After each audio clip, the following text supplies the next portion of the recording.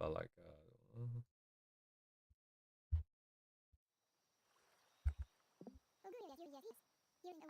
test, test, test.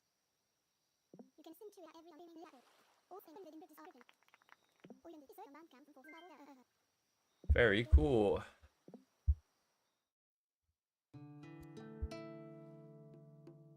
Uh, 70 lined up. 70 lined up. Let's check, check, check, check.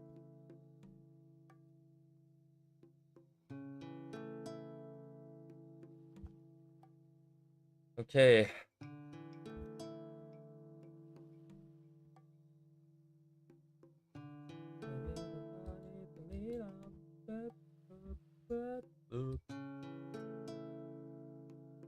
What was undone yesterday? Hello, G-Talk. Oh, right, the guys in the corner. Okay. Let's get it.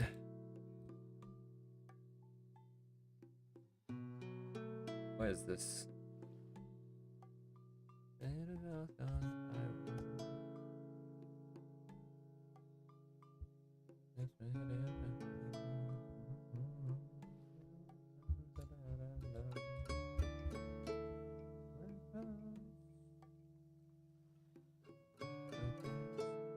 Again.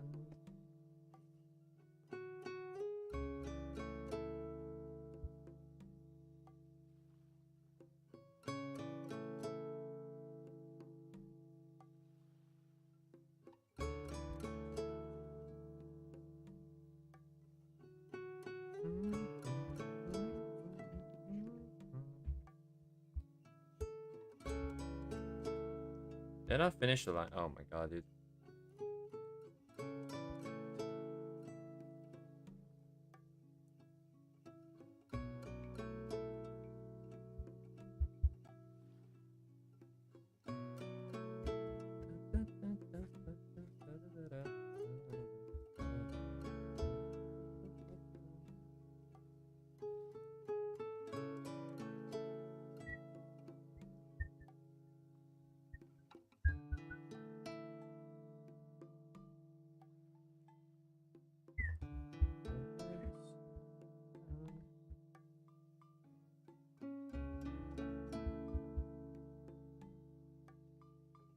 Oh no, I didn't close this because I wanted it to fade out. Is that the best way to do it like this? I am not sure. Find out. Just close it like that. I'll deal with that later. Um, right, so there's the poster and then hello Bangus.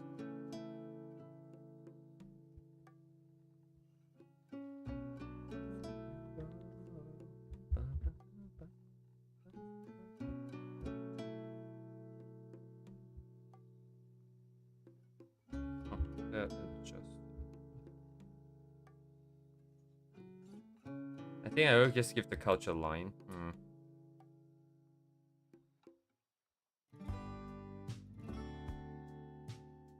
Yeah, this is a bit of a mess.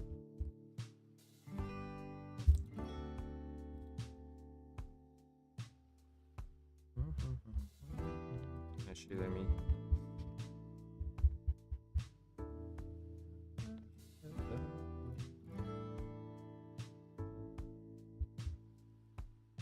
Let's get it. Let's get it done.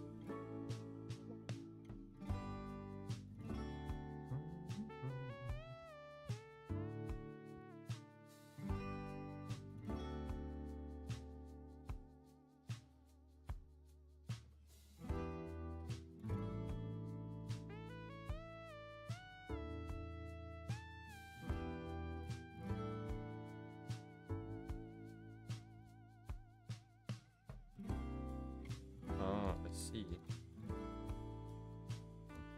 Guess that's fine. Hello, Res. Oh, dang. Hello, Res. Any drawing in months? Okay? Are you drawing anything that is? Sorry. Let me rephrase that. Trying to wake up here. Perfectionism doesn't.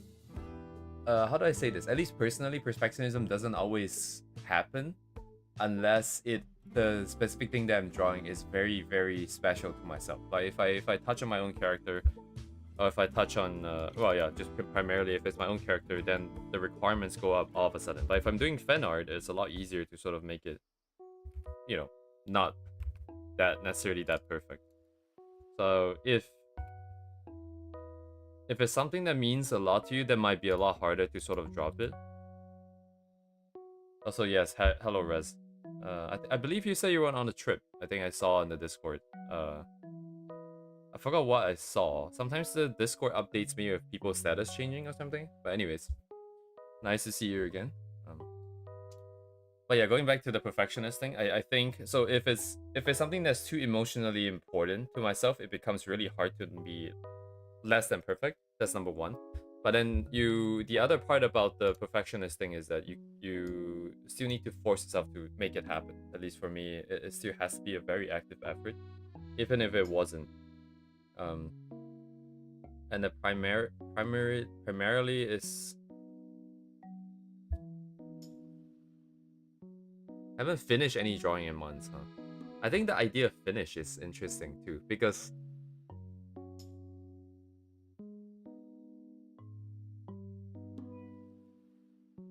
yeah, I'm trying to sorry, my brain is still trying to start up here, so I'm a little bit not very cohesive here. I need to write this down real quick.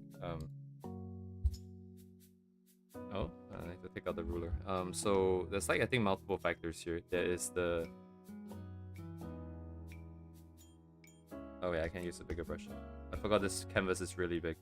So perfectionism. First of all, I don't think this is necessarily a bad thing, right? This is the reason why people improve, right? But let's just say that we ignore that for now. There is the sort of stopping from happening, stopping from. Oh man, I'm having issues trying. Let me just put things down. So this is the stopping part.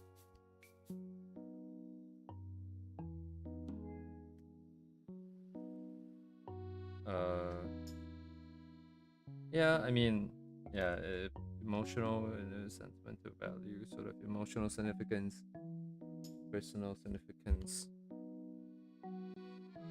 Getting DDoS by my own music. Yeah, so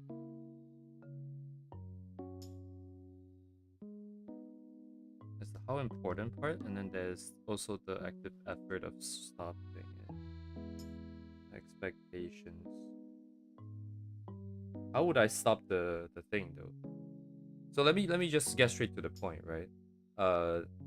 There's only two control knobs for me. One is to make sure that the piece itself isn't going to be that important by swapping out characters. Number two would be the active termination of that sort of perfectionist request in my head. So when you're drawing something, let's say you're drawing anatomy, and you're actively feeling like that thing is less than perfect. So in this case here, I don't necessarily like the hands. I don't necessarily like the legs. The wings I especially do not like, right? But there is a point where you sort of iterate enough times where you sort of realize that, hey, I'm getting back into this loop where I know for a fact that if I let myself go down this path, it's gonna drain me. It's gonna not necessarily bring me anywhere, because I've done this enough times to know now. And then at that point, you kind of take a step back, and then you zoom out, and then you'll be like, hey, is it really necessarily that important for this thing to be 100% perfect? And the answer could be yes, right? If the answer is no, I think it's easy at that point. You just sort of, based on all the amount of iterations that you have done, maybe you spend half an hour trying like 5 or 6 different iterations, and you're already like, yeah, okay, seems like it's gonna take more time. It doesn't feel like I'm necessarily going anywhere. Maybe you need more information, maybe you need more technical knowledge as for the specific construction of that part. Then if it's not that important, maybe it's not worth the effort. You can always draw something something else, right? You can take that time and draw a new piece, for example. But if it is still very important, like for example, if it's a face,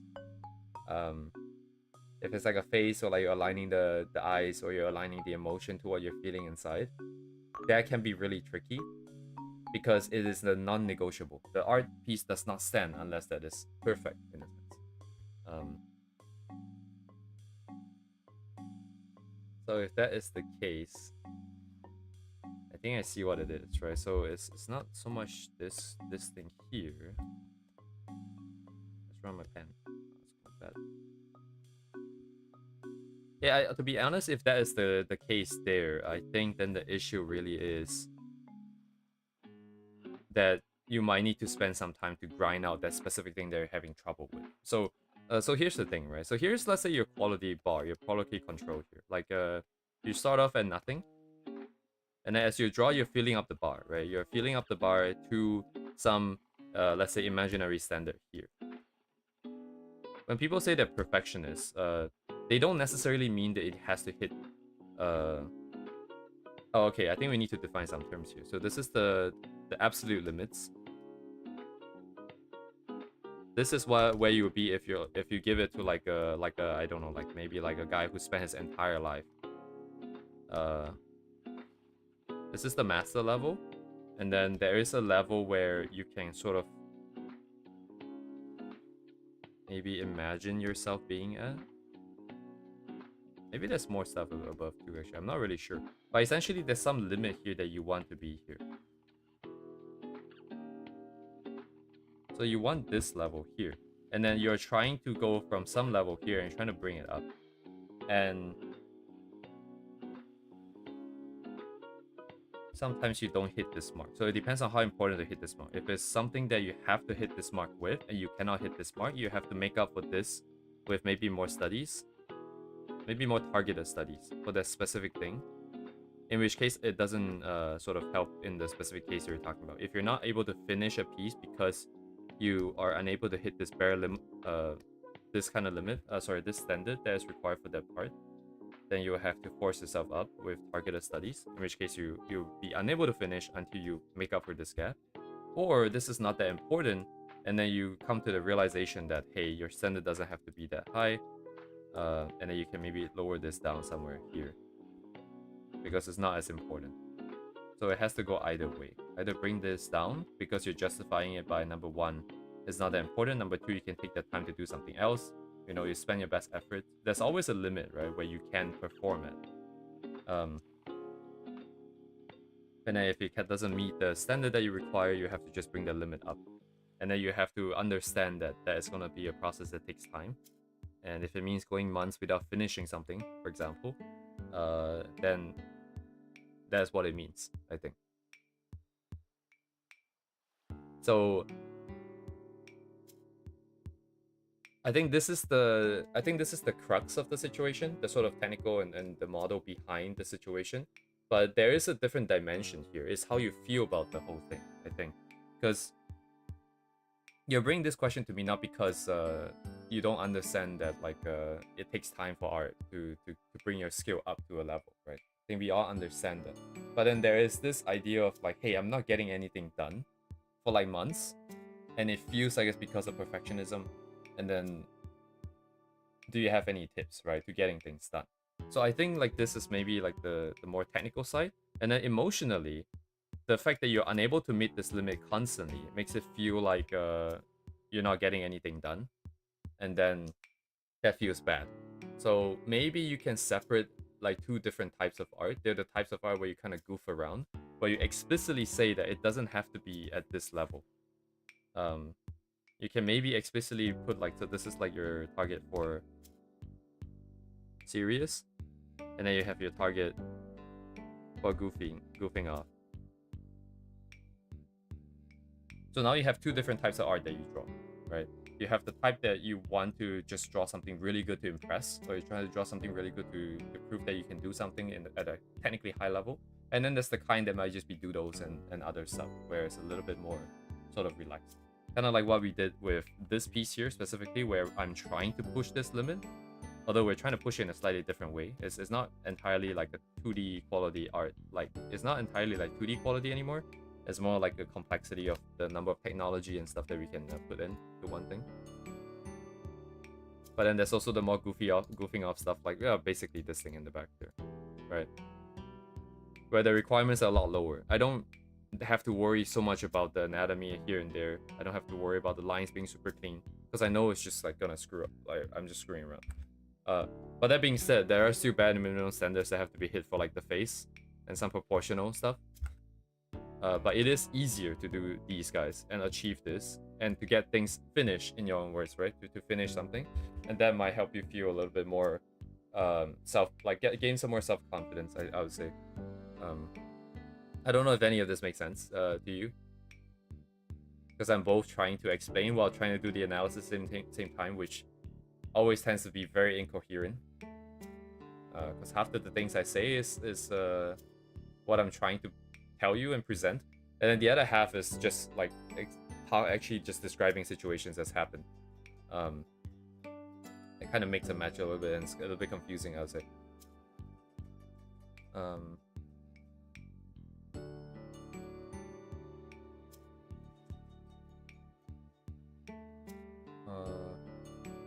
No, it's good. So when I explain things, there is this sort of third party observer that's kind of giving me feedback. It's not exactly a very sort of how do I say this? Very clear feedback. I just get a feeling of if what I'm saying is comprehensive or not. And currently, I'm getting this feeling that it's not necessarily the most robust ideas that I'm putting forth. That's why I'm feeling a bit shaky here about what I'm saying. I think it makes sense. It's grounded in personal experience in that I've experienced recently. So that's why I'm even presenting in the first place. Otherwise, it's just I don't think it's worth confusing people about. But at the very least, it is based on the experience so far.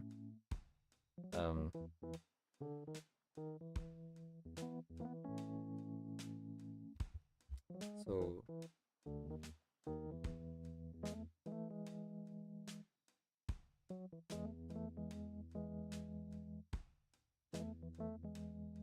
I think maybe it's this thing is I think what we're targeting. I think the problem with art is that we all understand that it's technically slow, but the problem is that there's this idea of expectation. You're not meeting expectation, whether if it's your rate of improvement or your current skill level or some other aspect about art. And because it tends to be slow, and because you don't have the sort of what you think is a correct answer, right? If you know that this is the rate that it has to go at, for example, you know that this is gonna take 3 months before you can finish something, then in that 3 months you're gonna feel fine because you know that it's gonna take that long. But the thing is, in art, you never really know how long it should take, or if you're doing it the right way, and if you're doing it, well, essentially the right way. That's why you feel really shaky about it. So there's like two problems here, I think. There's always like two problems. The first one is targeting the actual sort of improvement and the technically what are you supposed to do to get yourself better. And then there's the other part where you're sort of addressing the emotions of it. The sort of not meeting expectation. In your case, it would be not feeling like you've finished anything in the past few months. I feel like it's more of just a mentality change. Because the fact that as long as you're continually drawing, right? You're continually drawing, you're continually pushing things and doing things that you've never finished and you've never done before. You are making this progress. You are bringing your limit, your level up here. You are pushing this limit here, right? The part that you just have to address is the part where you feel like you're not finishing anything. But you can also think of every single piece of exercise as being done because you have done something, you have hit a limit, and now you have gained a new piece of information that you can use to sort of either base your new, workflow on, right? What you need to do next, you get a better idea of that. You also get a better idea of your own limits. So in a sense, maybe the painting itself isn't the most rendered or the most finished in that regard, but you're still sort of concluding and taking one step forwards towards the final goal. So maybe that will also help you feel a little bit better about the situation. It does suck that things don't finish, right? And I've had, I think, how many times have I like kind of stopped doing stuff on stream? Like we started doing something and I kind of stopped. Maybe it isn't necessarily that apparent to you guys. But like I do recall there are things where I wanted to bring it a little bit further, but I didn't because I didn't really see it going anywhere, and then I would just stop. And then in my mind, it feels like I kind of wasted that time because it never got finished. But looking at it now from like on hindsight, that failure in and of itself was also just an important piece of information because I know that it doesn't work for whatever reason. And actually, honestly, in your case, like if you feel like you've been doing a bunch of stuff and it doesn't feel finished, if you take a look back, maybe you can identify patterns and see why is it that it doesn't feel finished. And then that might be a place for targeting. Or the next time you draw something and you feel like you're heading in the direction, you can better sort of steer the ship a little bit. Maybe I'm just trying to give some ideas of maybe like how you can essentially think of it as not that it's not finished, but just finished, but not in the art sense, just as a sort of practice sense and understanding the process sense. Yeah. Anyways, it feels slightly a little bit more concrete, I think, because there's the technical side and then there's the feeling side. Mhm.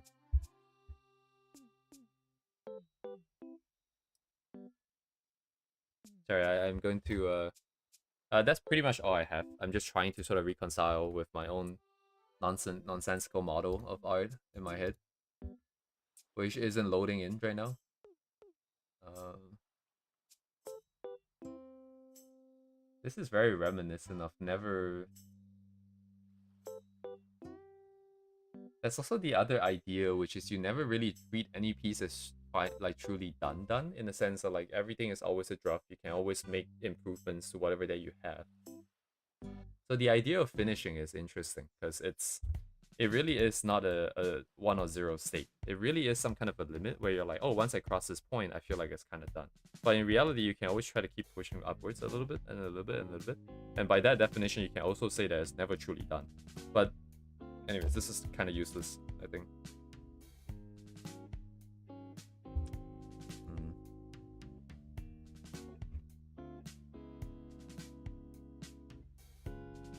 Yeah, trade-off is...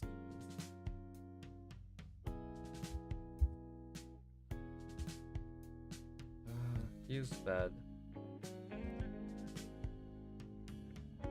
What I don't like right now about my presentation of ideas is it doesn't feel very clear.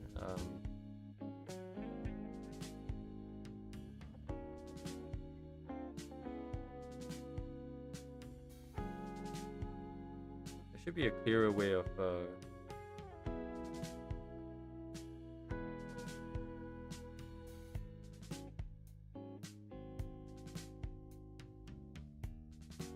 lower the standard. So the idea is, so the problem is not finishing, leading to not feeling so good about the process and everything, right? So lower standard, meaning that you feel it is easier to finish, right? Oh, sorry. To make this a little bit more clear, it is to easier to finish. So you can either treat it as a grouping of piece, or you can like more mental gymnastics. I think this one is a little bit, maybe it doesn't sound so nice, but this is more of just understanding your limits.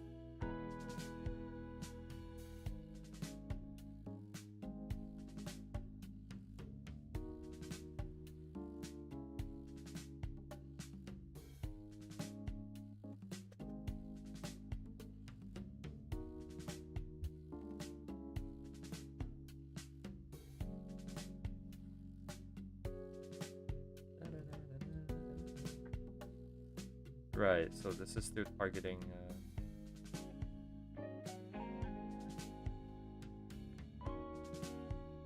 see it as more than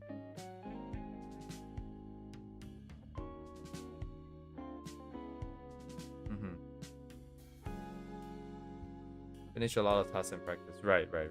Sorry, I'm still trying to drag. I'm kind of dragging this on at this point, but I'm just trying to make it so that given your question, I want the answers to be structured, because in my head right now, all the information is kind of everywhere, and I don't like that. Because if I'm not clear about it, how is it possible that someone else can be clear about it? So I'm just trying to list down the thing, right? So we have the root, like, in a sense, the cause of the problem and what the problem actually is. The cause of the problem is that things are not finishing, right? So there's this idea of finishing that we need to address. You're feeling not so good because you don't feel like it's finished. So there's multiple ways of dealing with it. First thing is to make it easier to finish, right? From an art point of view, which is you either treat it as a goofing off piece, this causes the standard to lower, therefore easier to finish, or you do some mental gymnastics and say that even though it should be here, but you understand your own personal limits at this point, right? You understand the limits, you understand that maybe the time can be better spent doing something else. Therefore, doing this is reasonably considered finished. So that's two ways to sort of lower the target. Actually, they're both kind of mental gymnastics, to be fair. Then the last one is the second way to do it is to see it more than as art, right? So you have finished, like you said, not necessarily a piece, but a task. You finish a specific practice, and you have learned and gained something more than just this 2D representation of something. So I think that's probably like the cleanest way to represent, to sort of explain out the problem that you're facing, and then the solutions that I can currently think of, I would say. Is that all I can do?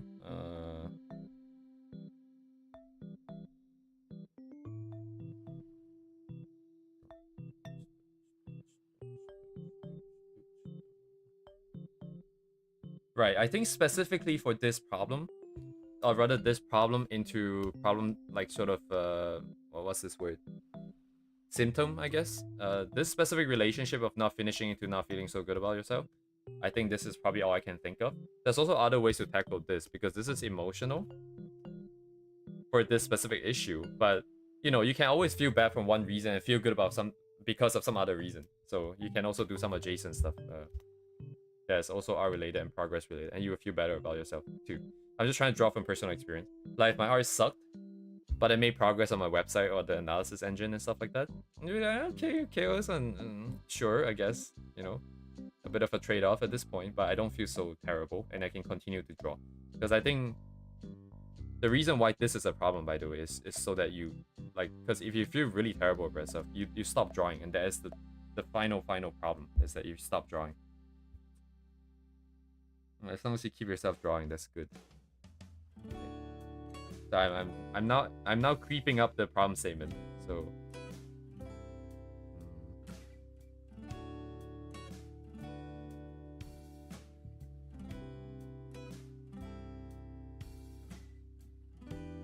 interesting.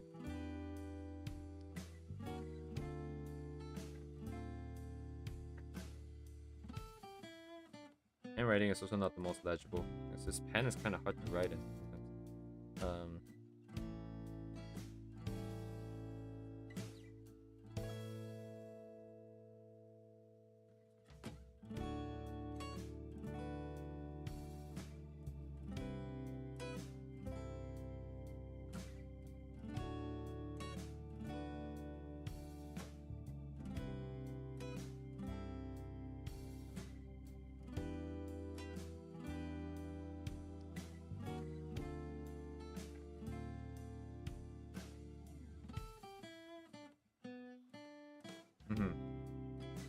Yeah, no problem, Bungus. Sorry, I'm also gaining a lot of this, a lot of stuff out of this, by the way.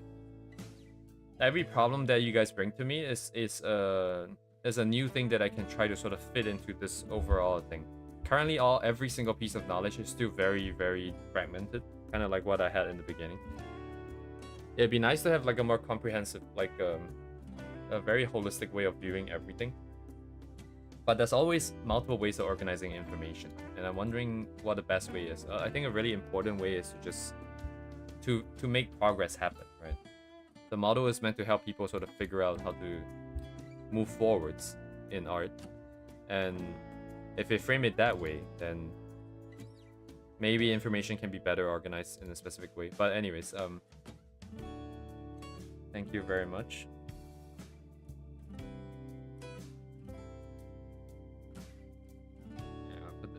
Why did I put the chair there? I think it's in the ref.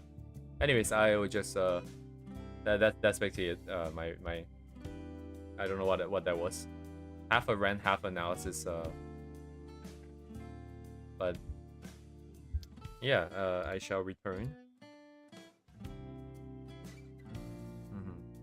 Yes, no problem.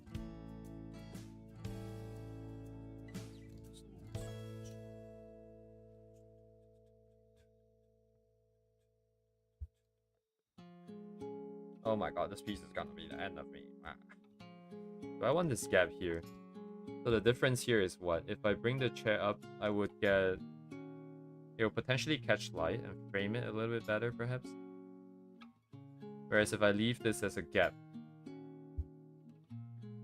that's why it probably shouldn't be aligned, so I can have more flexibility with the just blocking out the colors, for example.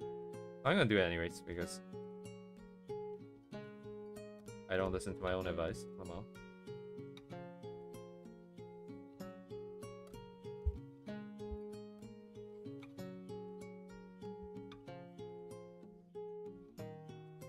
Alright, I mean, if it's a problem, it's a problem. I deal with that later. Fire is being terminated. Okay, that's fine. Oh, I see, because the...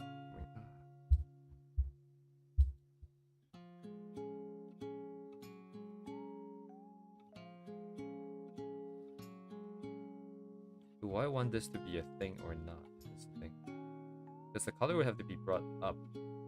And the line for the chair would have to be brought down. I'm gonna treat that as a thing for now. Oops. I'm gonna use a mask here just in case I need it later. I don't really know how this is gonna go right now. That's gonna lock, and this is gonna lock right here.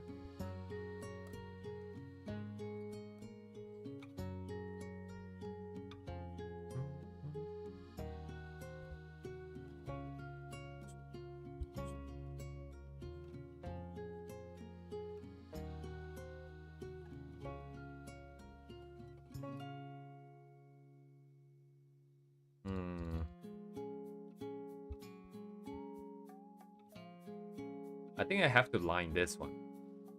That's probably way too complex for me to not do it. The others I'm not sure yet. I'll just do this first. I'm just gonna wrap out all the lines that I need to do before I jump into color then, as we do have the energy to do so at this point.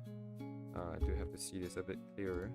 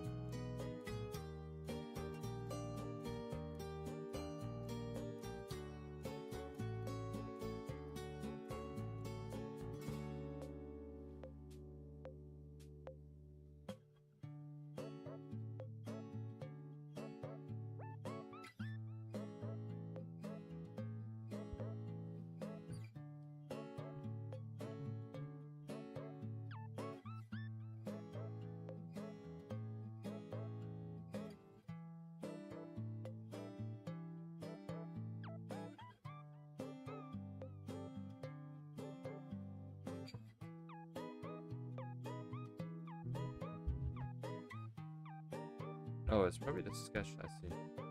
Jump lines.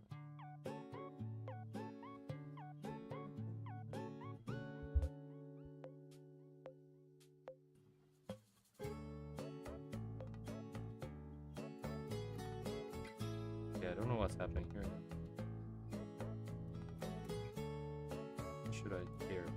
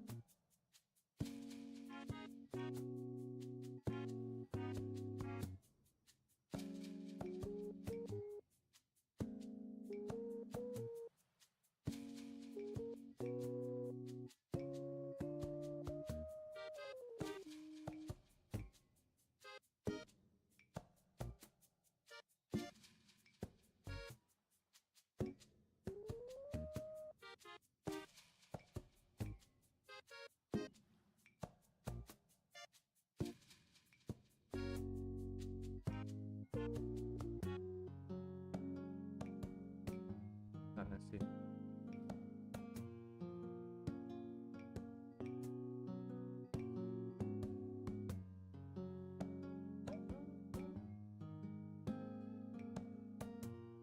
That's probably not the best way of doing this. I think tracing makes sense. I just don't think it should be done now, perhaps. Maybe the color should have been brought in first.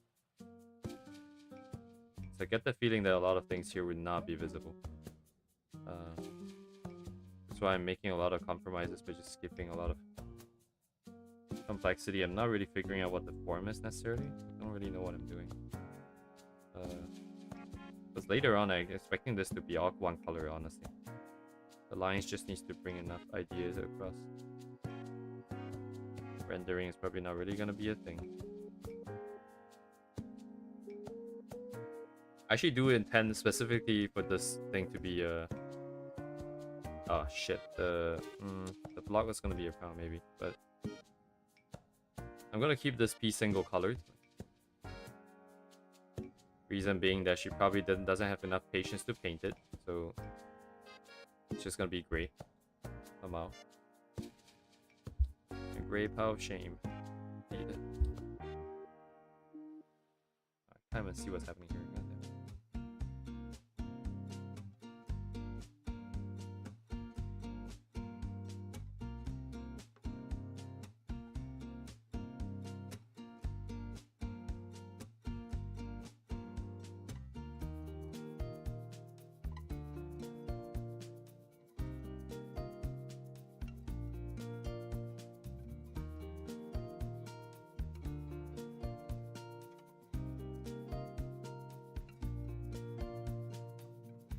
Main line is attached. It only took us half an hour, 40 minutes.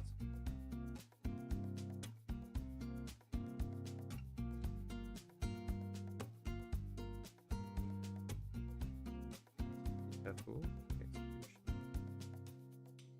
On main here. What is this? Oh, it's probably the paint, I see.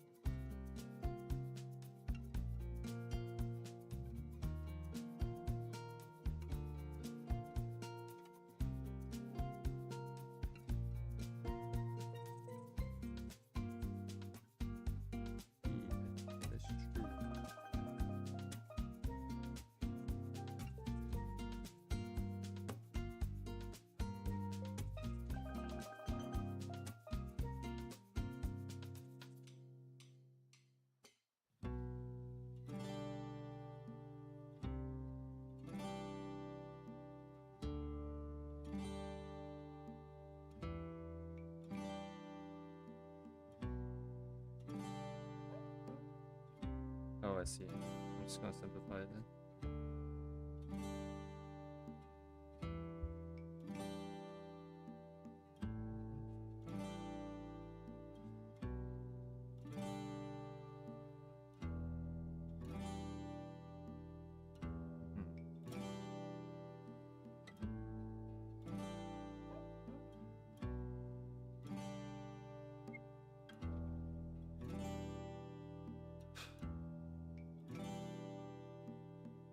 There's a major downside when it comes to this. Because I'm sketching, I have no idea what it's supposed to be. If I can't see it, this is gone. I can only pray that no one comes here and look at this.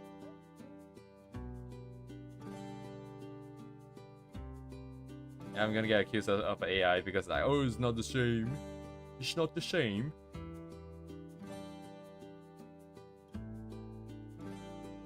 Yeah, I get those rookie numbers, Orb. Hello, DTV. Yes, yes, yes. Very cool. Actually, DTV, how's the event going? I haven't been paying attention. Is it Has it been a week yet? Actually, I actually don't know. This is not symmetrical.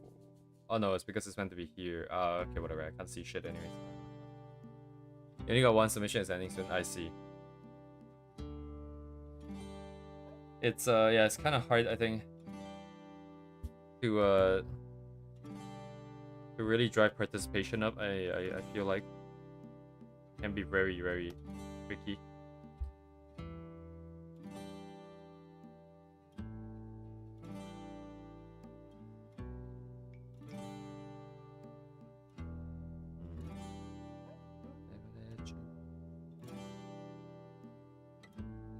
And people did thumbs up, yeah.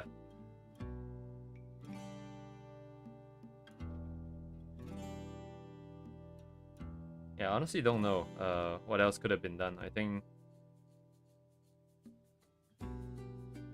you were very clear of the communication, I think, with what it's supposed to be, what it's going to be. You also got prior interests, I do believe. So in terms of setup, I believe you did everything you could.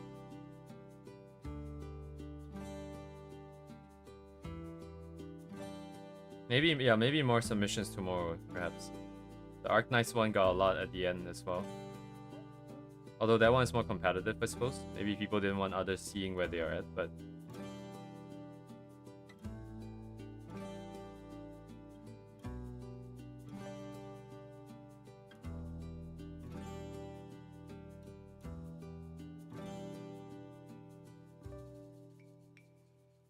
I don't do markings, right?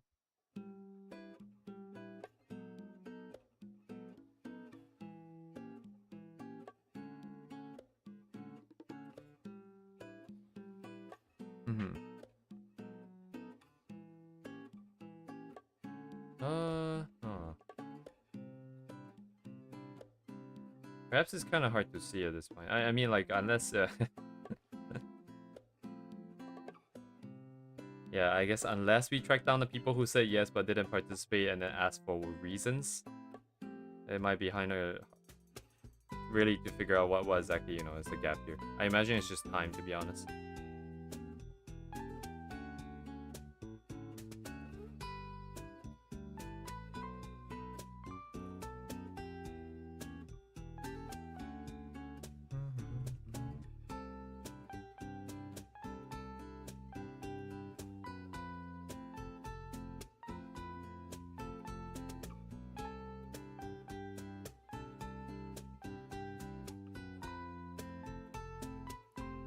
I think it's a pretty creative event, and that might have contributed to... Well, I mean, it could have gone either way, though, to be honest, but I feel like maybe because people didn't fully understand what the scope of it is, it might be more apprehensive. Oh, did I secret? No, I didn't. Forgot about that. But Secret Santa was easy to understand, I think. And a lot of people have done it before. They know what it entails, I suppose. And people... Perhaps, yeah, maybe. The other reference was supposed to look at the big vertical product, so we're going to get a dim lighting. Interesting.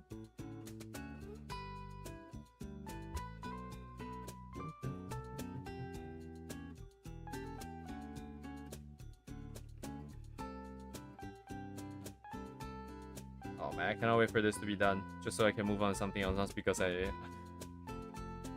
This is truly that interesting now at this point. Target 2 p.m. Okay, thank you.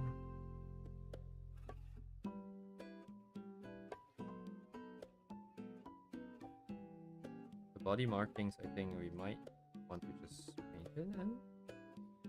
Last work, right? Is it last work? We'll figure it out, I guess. Oh, I know exactly what this is, actually. This is only here because I know exactly what it is. It's basically an inflatable toy. I know the specific brands. This is a Puffy Paw, and this is an Imaginary Creature Factory. I know their names. This doesn't have a name. This is just a wolf. How do you spell wolf? Oh my god. And this is Cerisey. Cerisey, I think it's. Oh, I have the name here.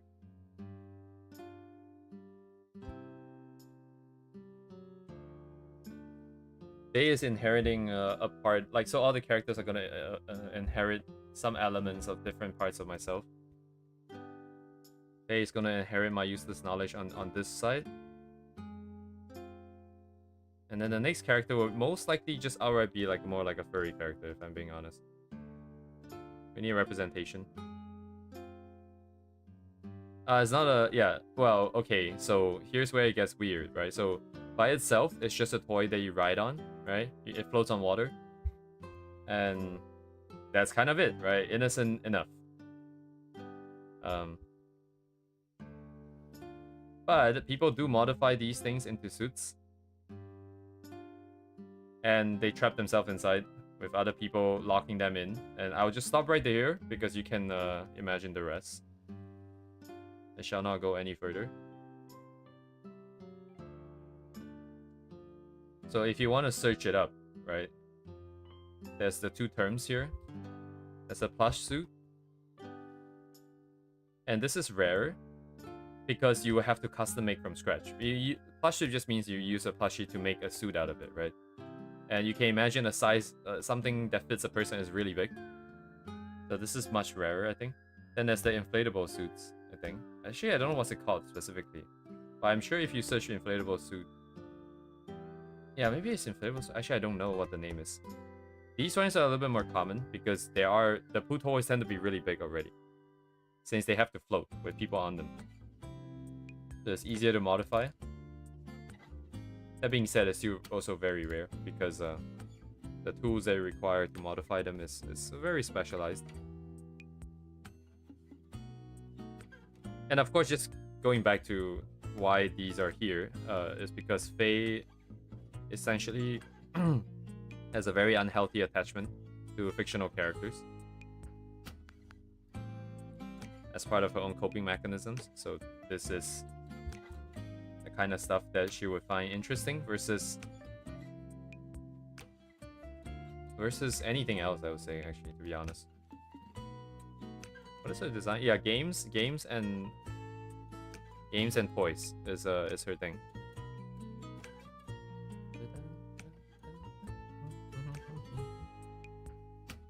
Is this like me projecting? Faye is taking part. It is meant to be a bit of a projection in this regard.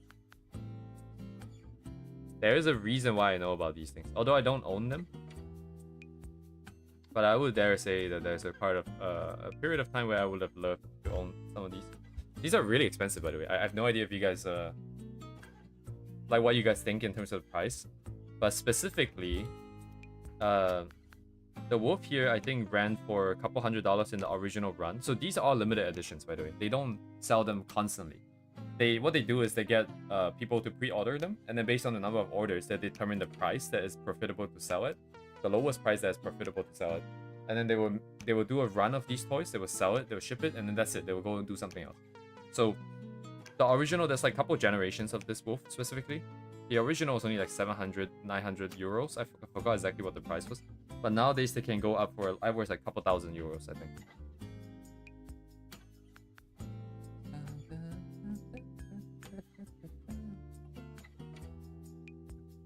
Oh yeah, it's very expensive because it's limited. You can't even find people who is willing to sell it. Especially the older generation ones, they're pretty much like impossible to find. That's why this is on the wall. But just to give more feedback of why this is on the wall, Faye wants them, she can't find them, so she's making notes as to like, hey,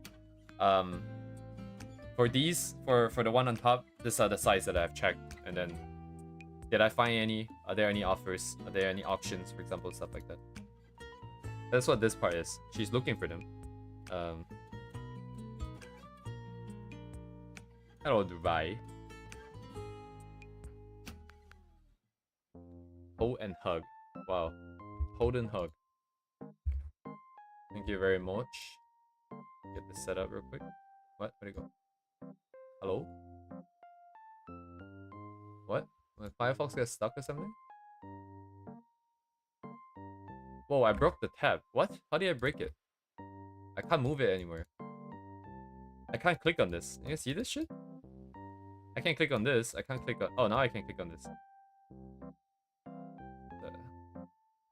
Anyways. Software is a mess, honestly. I think it's a mess. Yeah, I didn't draw that line there. I think I should put in... The main reason why I'm not putting in is I don't know how... Like, because it's going to be pretty thick, right? The line is going to be relatively thick relative to everything. So I don't know if it'll look that good, but... Anyways, we'll solve that in due time. Not too worried at this point. Wait, is this their shit? Their pieces? Holy shit, what? Oh my god, wait, hang on. This needs to be in here, because I can't see it sideways. Oh my god, dude.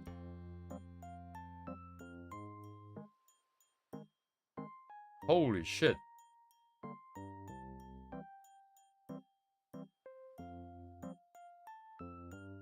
Can we add that to the tablet files? Sorry, add what?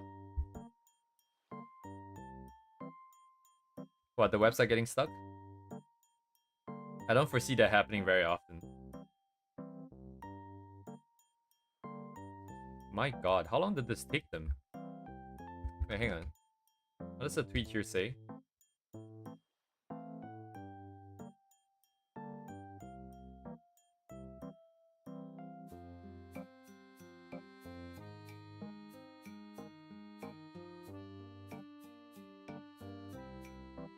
Okay, why is there a dog here? But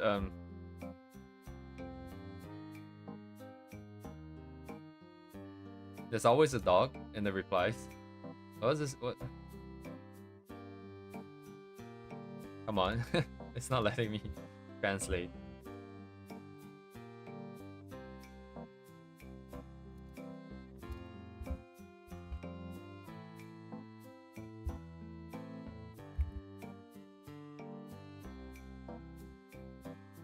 Okay.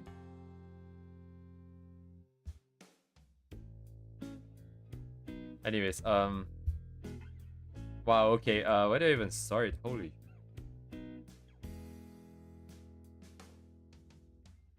Ah, yes, thank you, DTV. See you soon. All the best.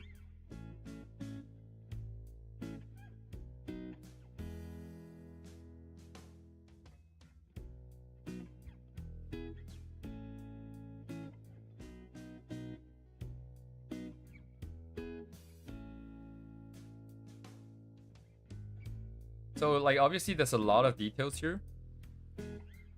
But at its core, the details is just spending time putting it in. I think a more interesting question is how to keep it a little bit more cohesive, perhaps? I'm not seeing a lot of sort of gradual transitions in color, though. I feel like it's... Like, this thing here is pretty consistent, I feel like, throughout the thing. There isn't, like, any big airbrush and stuff like that. So I guess it's just base color and then just into this. There isn't necessarily a step where there's like a huge airbrush going across everything or painting over airbrushes and stuff like that, perhaps.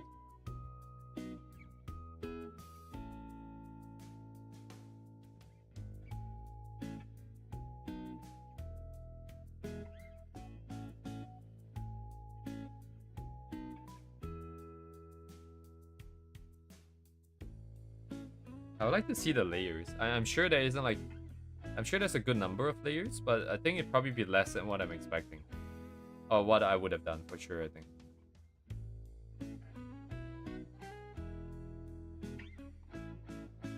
Planning, executing, I mean, it is 4.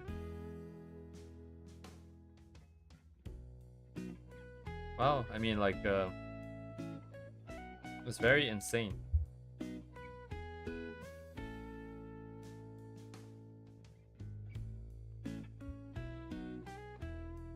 Same kind of translucent brush vibes, and then right through.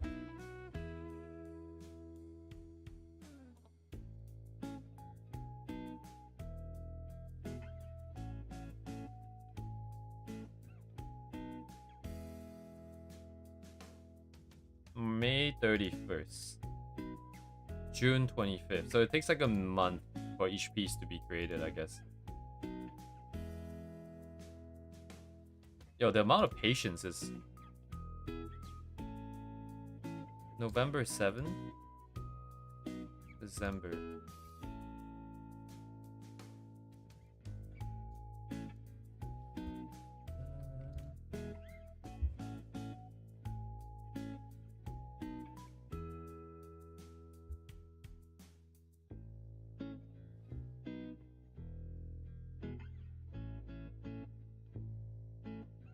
Wow, this is truly insane. Like, oh my god. Oh, because all the patterns and stuff.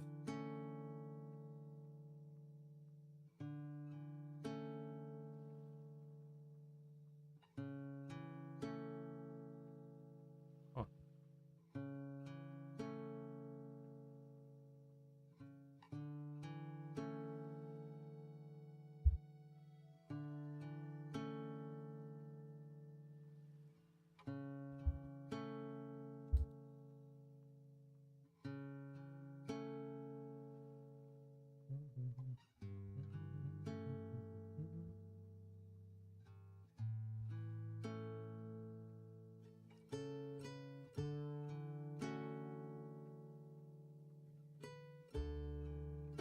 Patience of a Saint.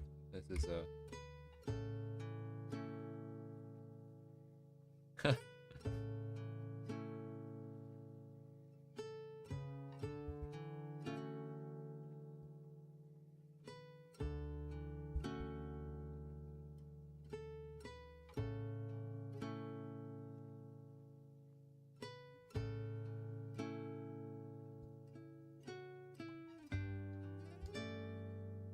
no one kissing today? I mean, let me see.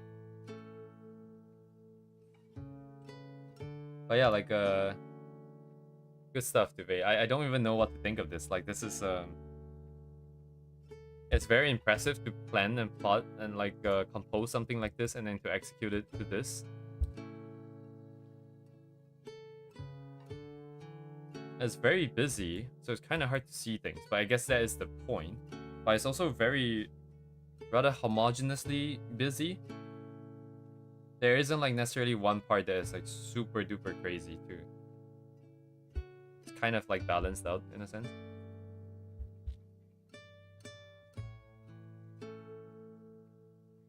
And all these patterns. I wonder if they have like a... It doesn't feel like they have like pattern brushes or anything like that. Things are just not that regular enough for it to be copy and pasted. So everything would have been just painted in by hand every single time across all these different pieces.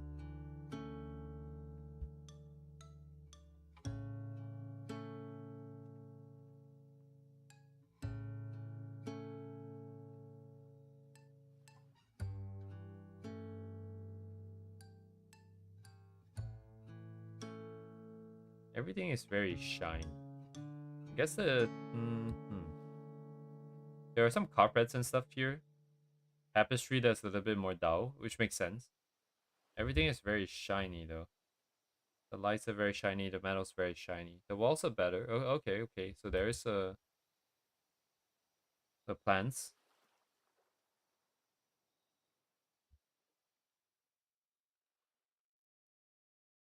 God damn. Yeah, I'd love to see the layers. I'd love to see just a rough idea of the workflow as well as the references that they collected. If only they have a time lapse. But I think their software would probably die recording this. Damn. An entire month of every day probably grinding it out.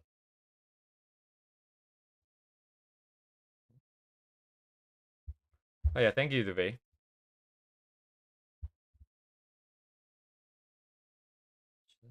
This is the one, right? I'm gonna lock it. Hmm. I feel like if I put that through the system, what's gonna end up happening? Where is it gonna get placed onto my board of references?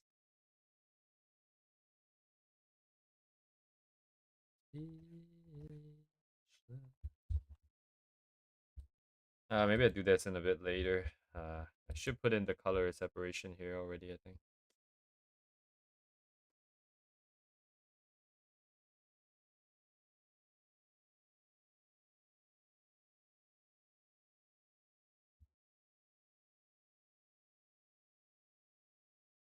Look how many colors this has.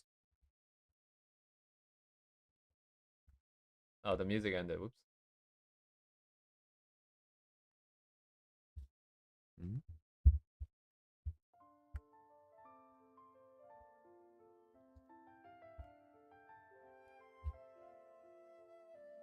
Where's my lock? Lock over here. Oh, I see. It's too steep.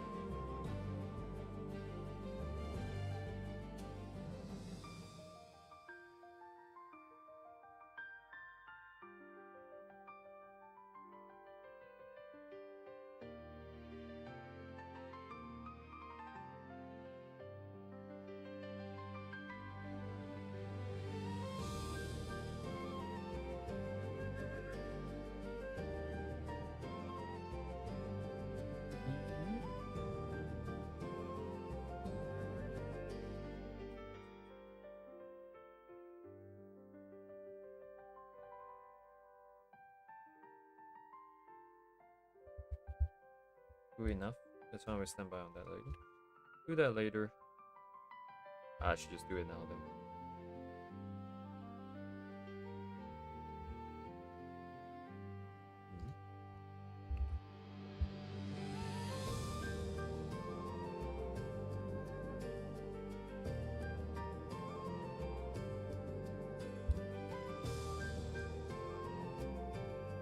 What? I don't have it here?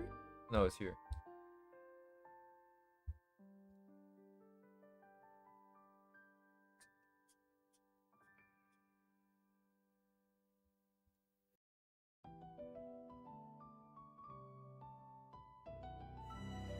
I guess it'd be better if it's paint. So there's a okay. So the problem is for these guys here. Am I supposed to redraw them, or am I supposed to just use the thing itself? Here?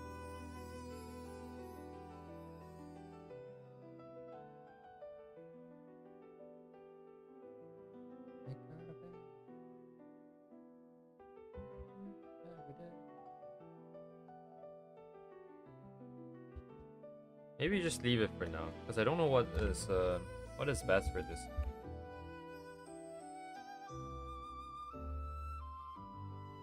It would be kind of distracting if there's just like 2 or 3 elements there. All of a sudden has like a lot more quality because it's like a photo. Like, drawing it might not be very nice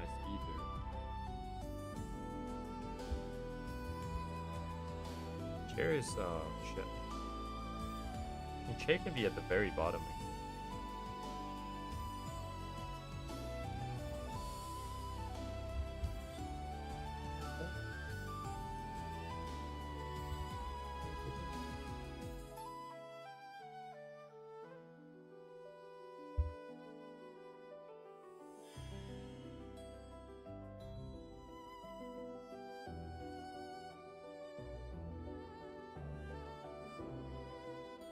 Ooh.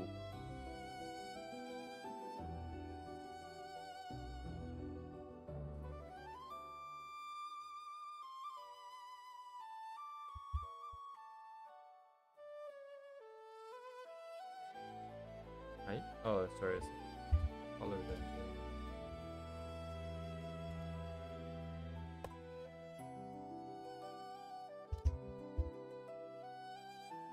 Getting ready for lunch here.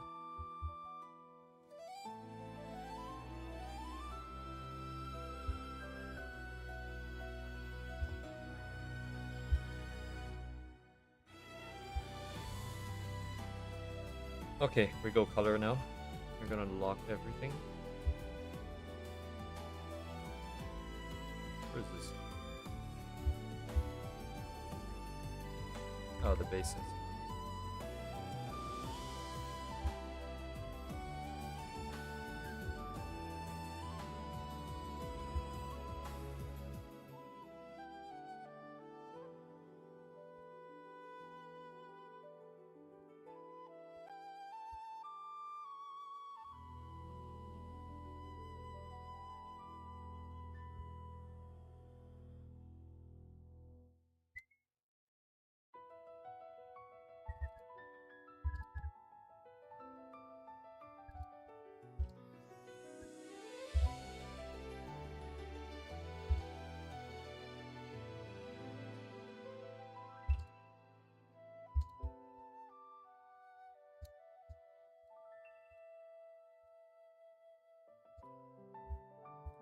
It might actually be easier to set up the initial lighting with like this first. And then I can use the existing stuff to cut each individual stuff up. Figure out the color for each one, then we work from there. Let me see, where's my color? Okay, I'm gonna go to the toilet before this. I'll be right back.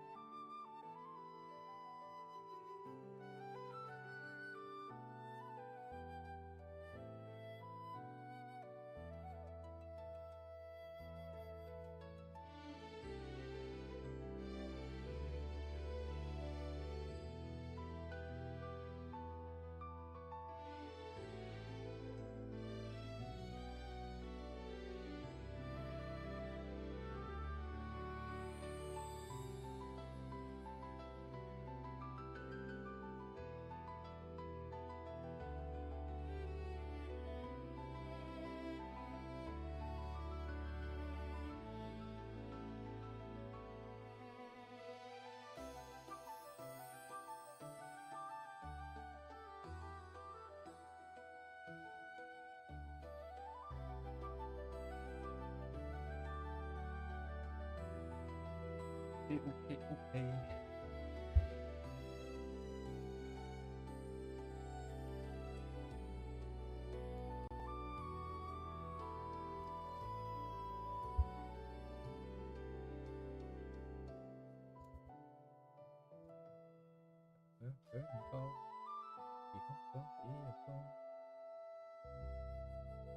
Okay.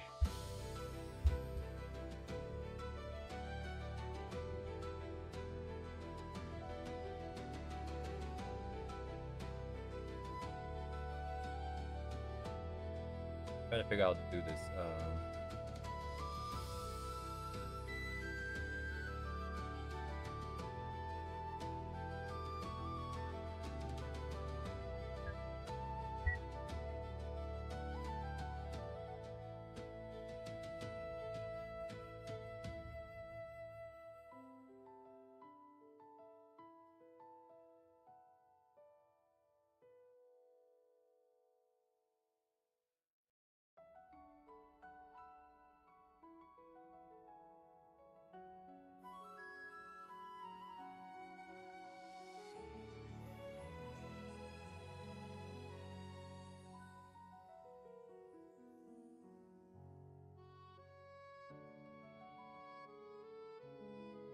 I've never operated at this level of resolution. It's actually lagging a lot.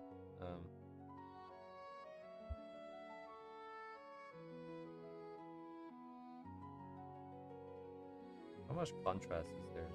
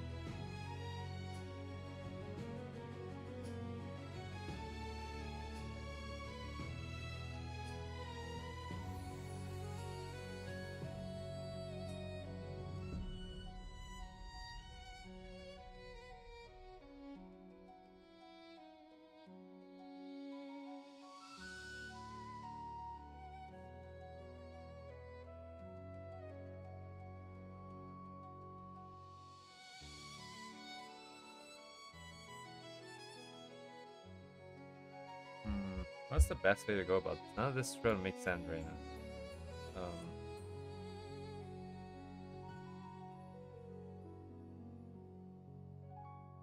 How about I just put stuff in here?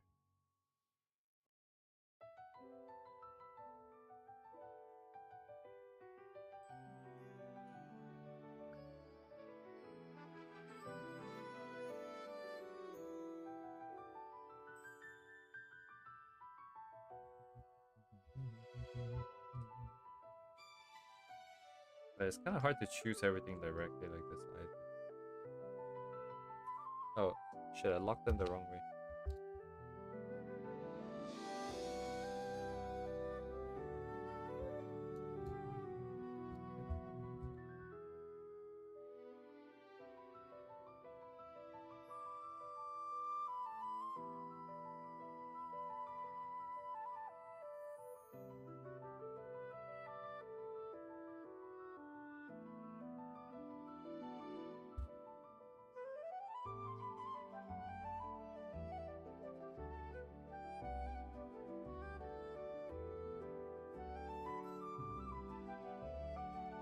Photo plus notes.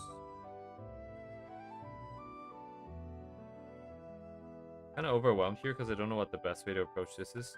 I feel like choosing color directly for each part is kind of hard, so it'd be best to just have them in their roughly base color, and then we can just use a multiply layer or something and push everything down. But because we don't really have everything on split just yet, I think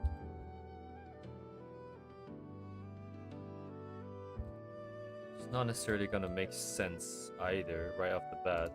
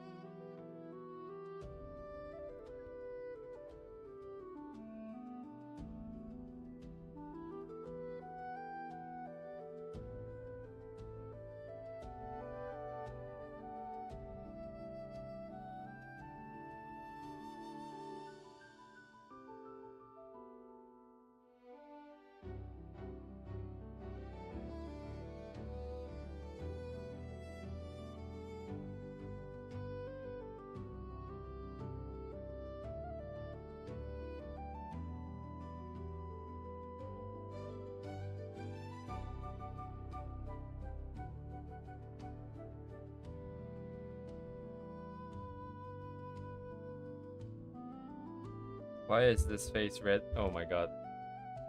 Broski, what layer did I use?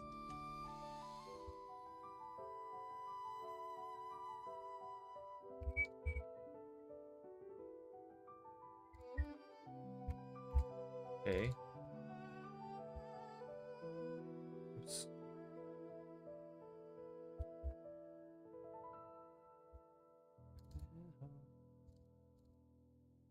Alright, I haven't put the color in for this guy yet. Or these guys, but...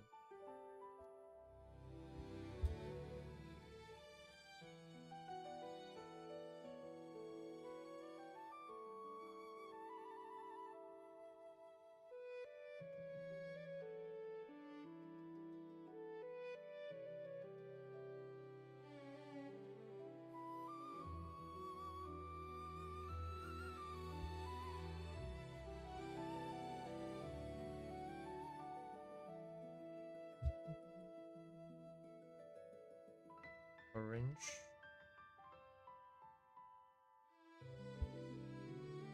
The color I'm choosing is just something in that group. Anything in that group that's maybe a little bit more colorful, I think.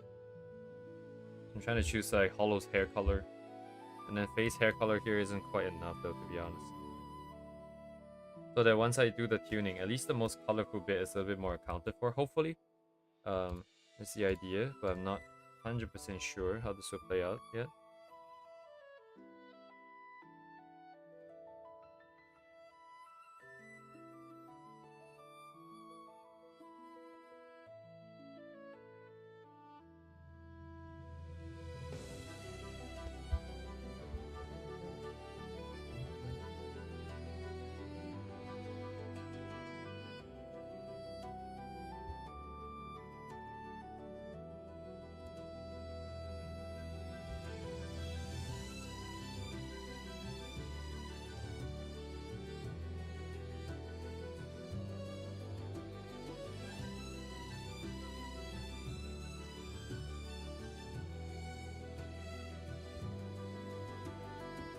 Oh shit, these guys are kind of tricky.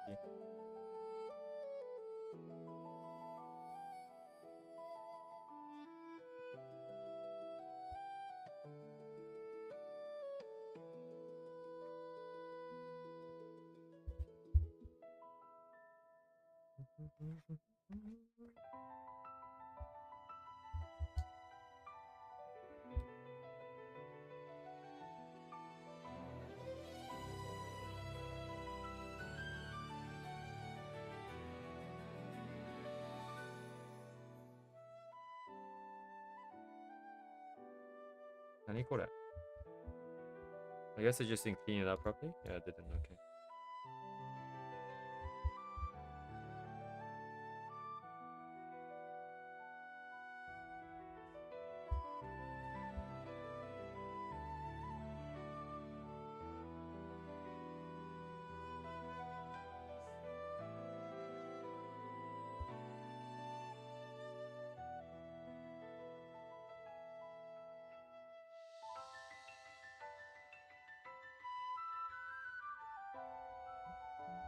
Yeah, maybe the top should be... Nah, absolutely not, Duvet. I don't even think it looks that nice, if I'm being honest. It's just way too overwhelming. The thing that impresses me isn't necessarily the details themselves, but rather the fact that they can be placed in there. Like, the person has the patience of a saint. That is the part I admire and respect the most. Yeah.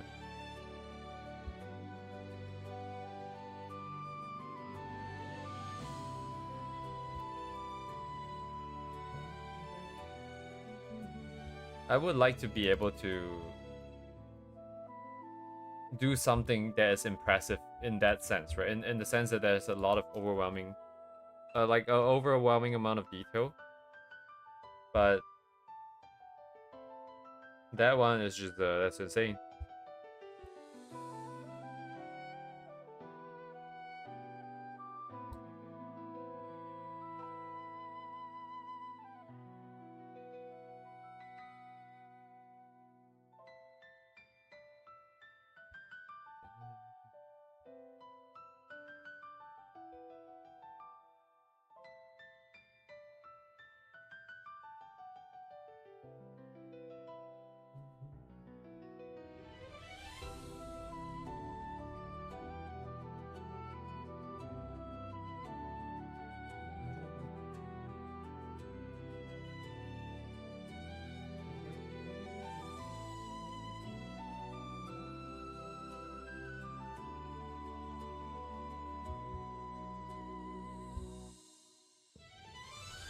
get some rough colors in that region so that when I tone it down, I can get a rough idea of what everyone would look like. It's a lot of stuff going on.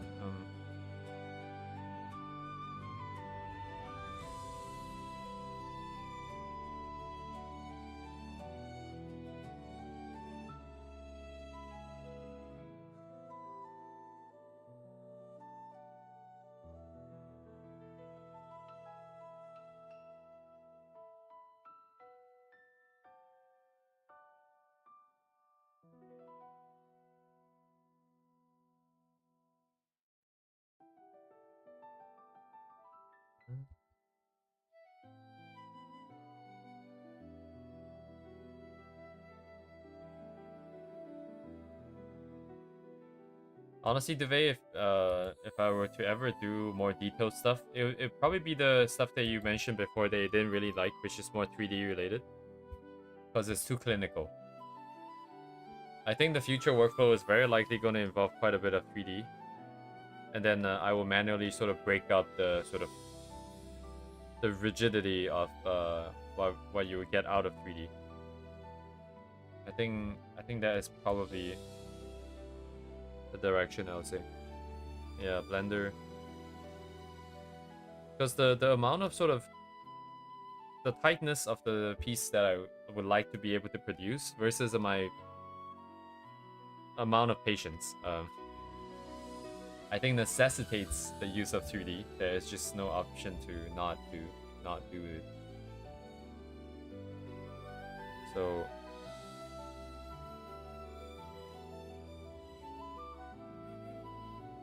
it's probably gonna be how it is.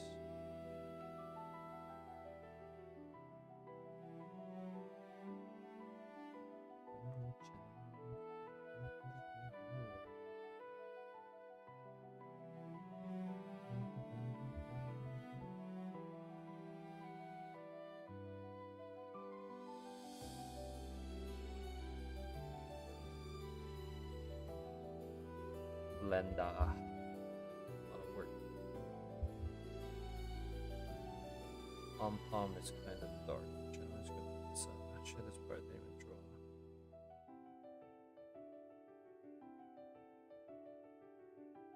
Well, actually, I guess I have to break up the shapes later anyway, so I don't have to worry about it right now too much.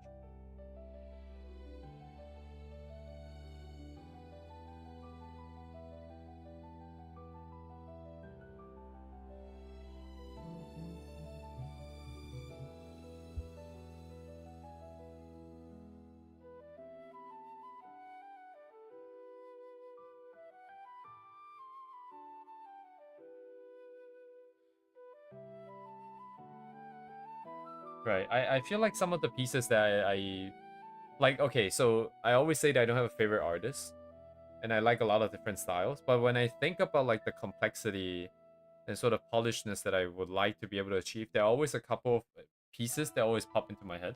And one of them is by an artist that basically uses 3D, renders it out, and then just like breaks out the shape with a bunch of texture brushes. And I think that workflow makes a lot of sense. It can be as tight as and detailed as I would like it to be, right? It's very reusable because whatever that you do is in 3D. You can have multiple different scenes and stuff, so that's great. Then you can just break it up with a brush. Seems perfect. Like the specific one. Let me open it up. Now the great question, better question would be, where is it? Let me see if it's here. This is one of them. So I don't know about the specific background, but some of these things definitely are 3D and broken up. The brush, the amount of texture, but it's very tight because of the 3D render. But it's just broken up.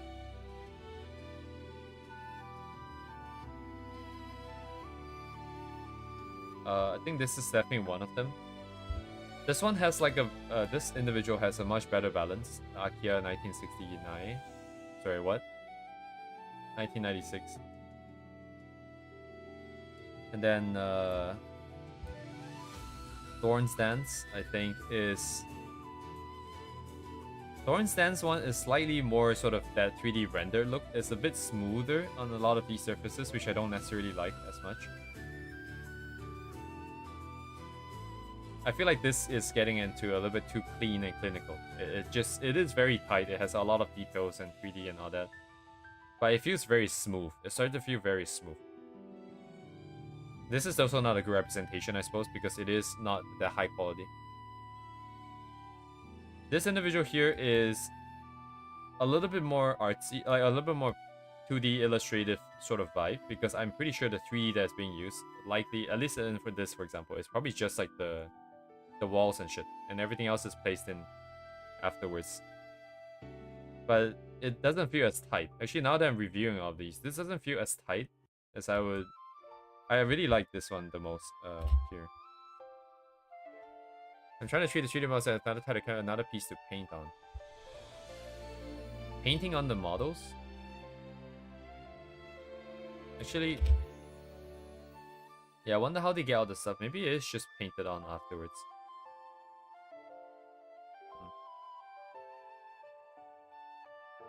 Yeah, I don't know anything about the 3D process at this point, so it's very hard to imagine how things would go. But shit like this, I imagine when you rendered it out, or is this even 3D?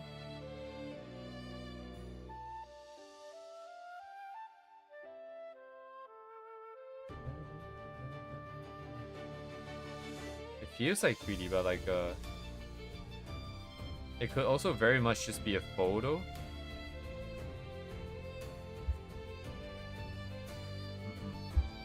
Right, the UV mapping, I think it's called, right?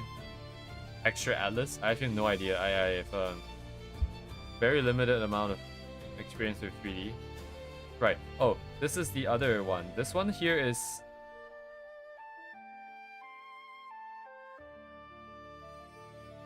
I also really like this one, to be fair. This one is also very clinical, very clean, right? Like all the materials and stuff. There's no sort of 2D painterliness with the final product with the final piece here. But it feels really nice and very precise. Photo bashing. Yeah, the previous one maybe is photo bashing. It feels like some of the textures are kind of melding together. Like, if you look at this area, it feels like it's one clipping mask of all these shadowed areas, and then it's just painted over or something. So it is possible it could be that, or it could also just be rendered and treated in a similar way as a photo. So I'm not really sure. Oops. But the really clean 3D stuff is nice. Photos. Very art illustrative here. This is very painterly. I also really like this individual's 100-day challenge, because it's very efficient. If you look at the timing and look at the product, it's very efficient. The lighting, the storytelling, the comp, everything is in there. It's not very tight because it's only 2.5 hours, but like for 2.5 hours, this is way more than I can do. So another really good direction to work in. So I think I mentioned this before, very briefly, that essentially what we're doing now is we're approaching this problem of finding a style in multiple directions, right? So we have one direction. Hello, the band. But anyways, we have a direction where we're doing sort of more like anime art style, right? Where cell shaded relies heavily on lines, and then the execution for the shadow is a little bit more sort of precise, in the sense that you're not like just painting. There's not as many shades of color, and you're trying to cut out the shapes very precisely, and then just kind of breaking up the sort of edges here and there with a texture brush, for example. But then we also did some more painterly stuff before, which is the these ones particular, like these ones here, right? And then I feel like what's happening here is that we're kind of approaching it from both a painterly style and a more sort of clinical execution style. And then at some point in time, we're gonna find a middle ground. We're gonna find a place in the middle where we kind of merge some of the techniques together, perhaps. And then that will be the final resting place, so to speak. And that will be the style.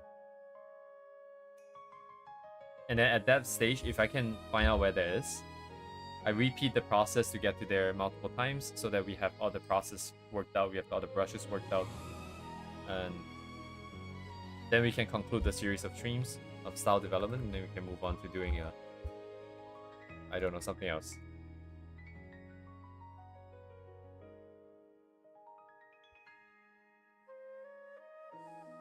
Yeah, that's kind of the vibes.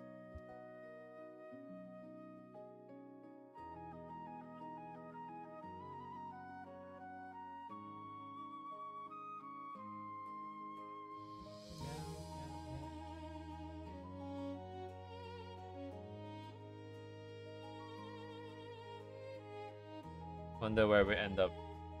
This is really dark actually, but I think it should be too dark actually.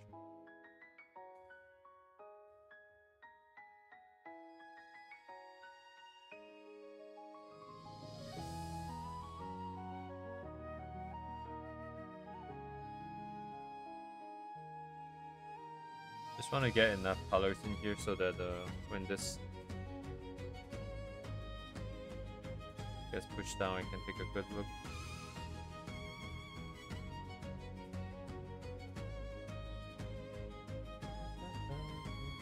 Maybe too saturated.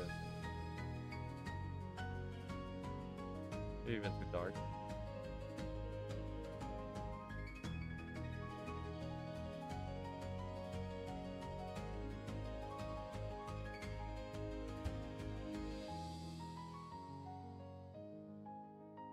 Okay, so hollow Texas here, I think it's probably a little bit more on this side. Oh, right, wrong.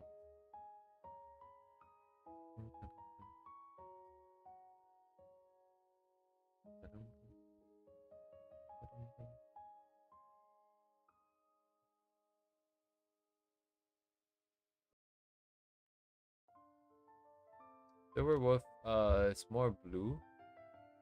Let's push blue here.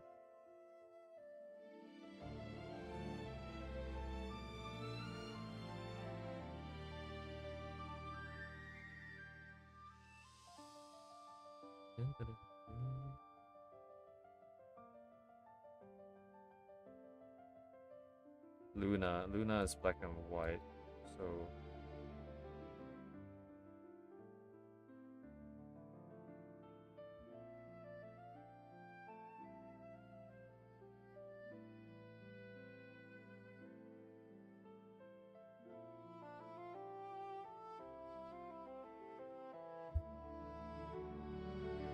background's a bit misleading, but if the background was off, I would say, would this be a good representation of the base color roughly for each one?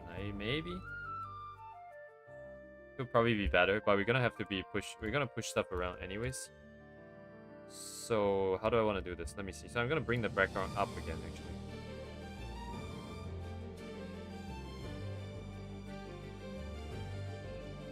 Table's like wood, right? Or something? Well, we can make it whatever we want it to be.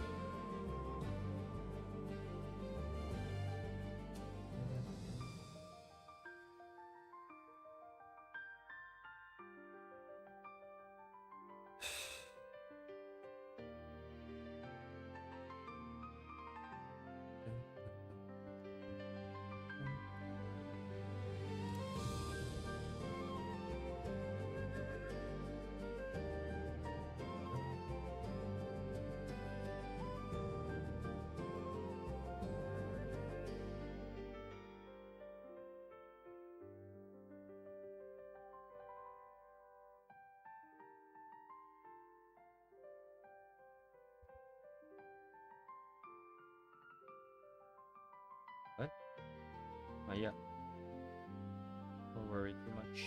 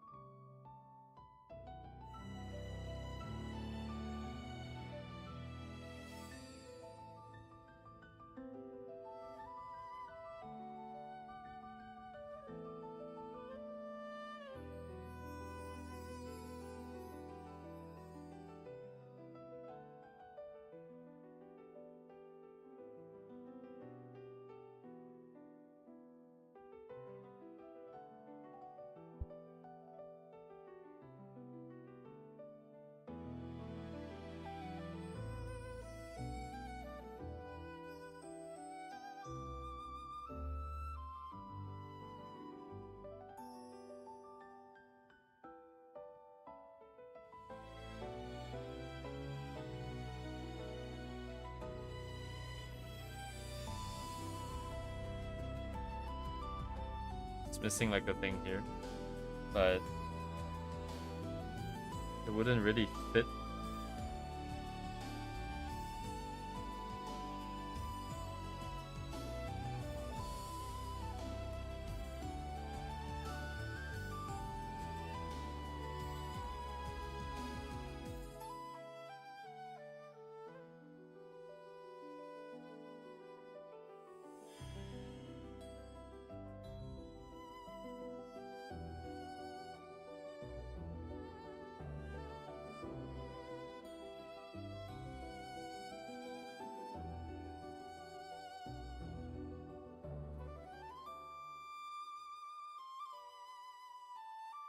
Any other?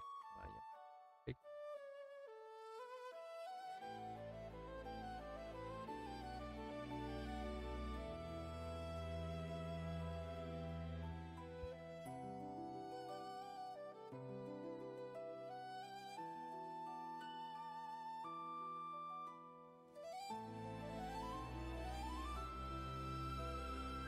Great.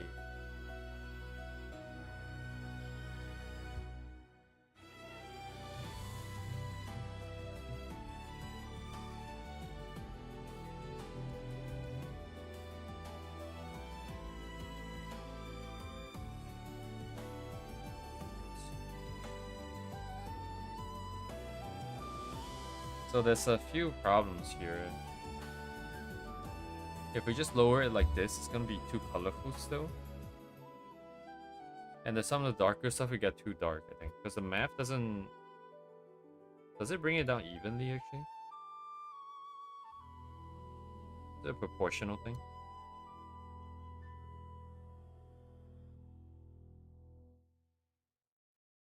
I wonder what the math is for the multiply layer. But regardless, it's gonna be... We're gonna have to tune some of these a little bit more. But what is this initial thing then? What am I trying to do here? Am I trying to set the main mood, maybe?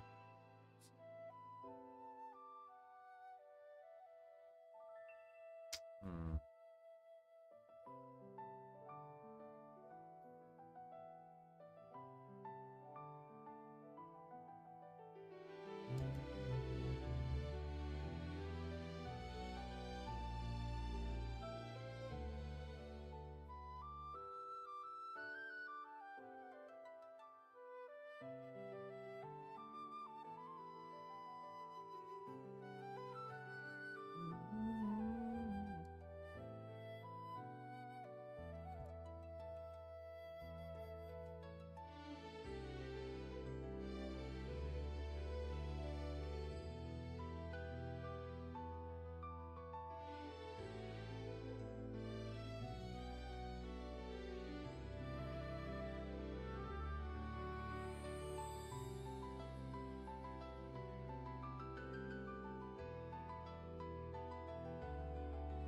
I don't know what that does.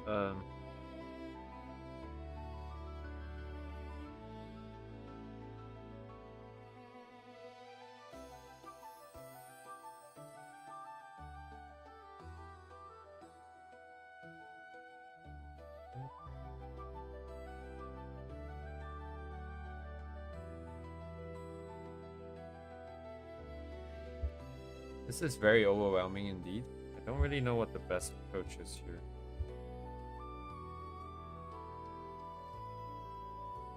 Because it could also be that I do this and block in the light shapes as well.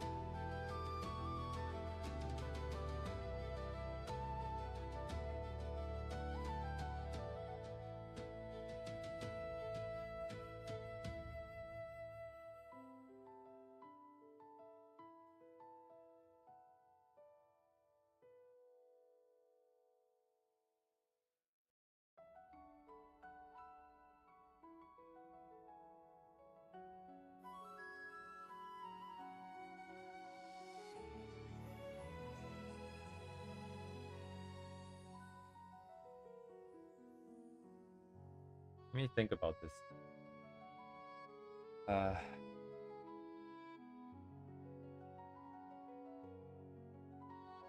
so I want something that's mostly monochromatic.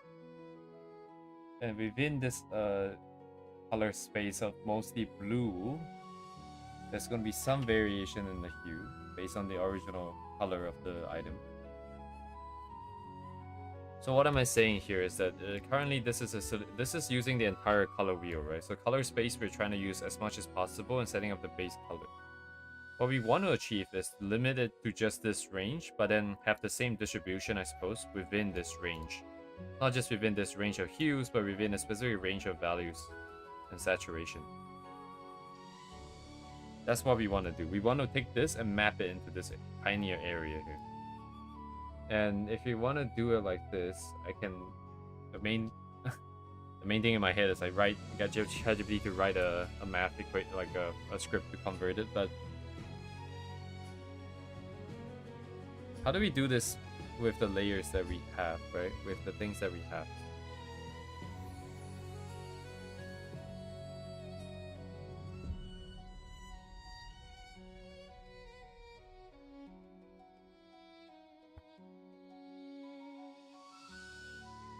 So multiply, bring it down. So what if I use overlay?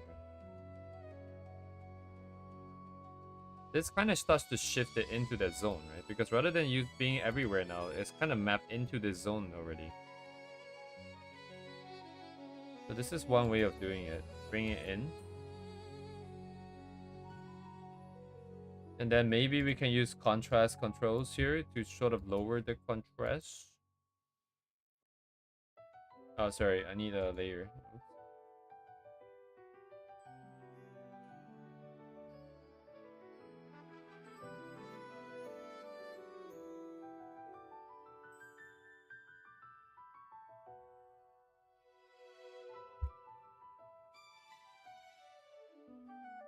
So we're slowly shifting down, is what we are doing. Okay.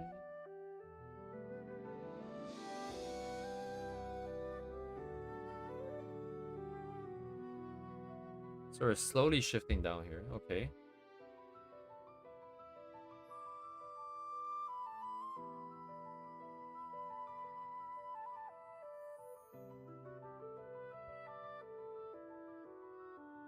The ruler is a bit distracting. So it doesn't look very good, but why? So what do I not like about this? I don't like that there's still quite a lot of saturation of the other colors peeking through. It doesn't feel like it's bringing it low enough, like close together enough. That's number one. Number two, it feels really dark, but I don't know if that's because we haven't really put in our light source yet.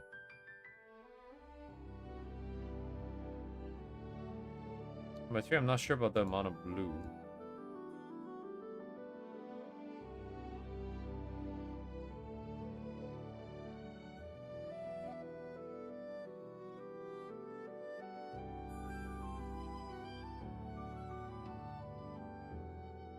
So I want to bring these guys closer in without affecting everything else. Because I guess overlay isn't enough. What else are there?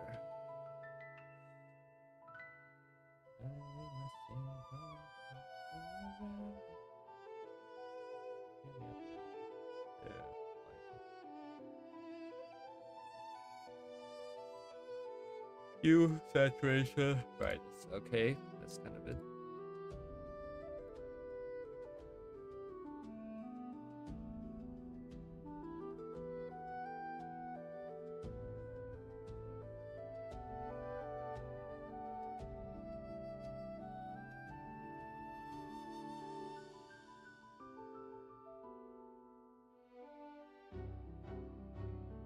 I'm gonna lock a hue saturation here. I'm gonna lower sat on this guy.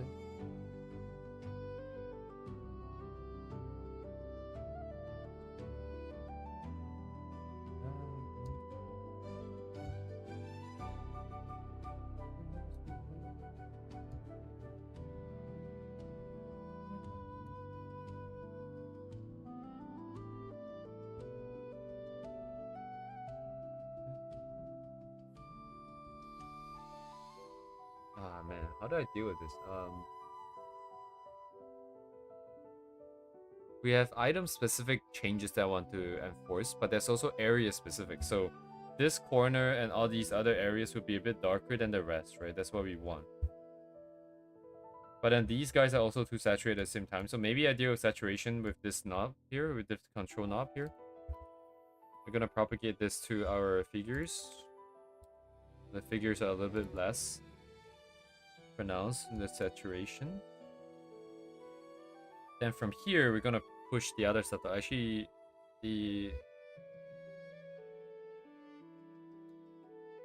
this is oddly yellow. I use yellow because of the post-it notes, but I'm gonna deset it all the way here.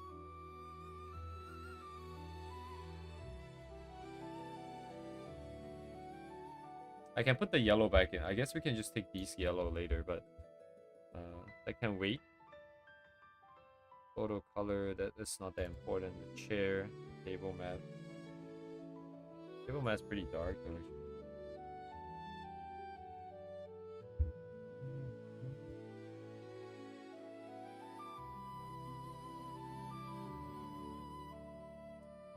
This was our reference for color and mood. Ours is definitely a lot more blue, right? Actually, now that we're doing colors, I do kind of have to shift it over back and forth to figure out if I'm doing this properly. Let me move this over here instead.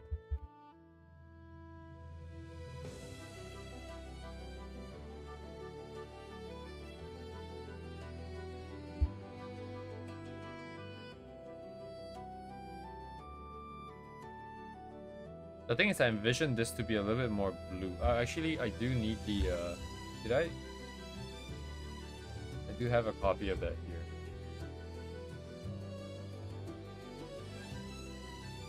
What? Oh yeah. It's probably decently important in the whole scheme of things to make sure that we are doing this color correct. Okay.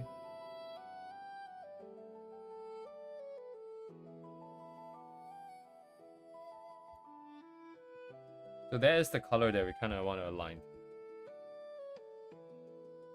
And in this case here, this is actually kind of fixed. I don't really want to adjust this part of the image, because we will be using a video. I suppose we could apply HSL, HSV adjustments to a video as well in After Effects, but keeping it original is would be nice.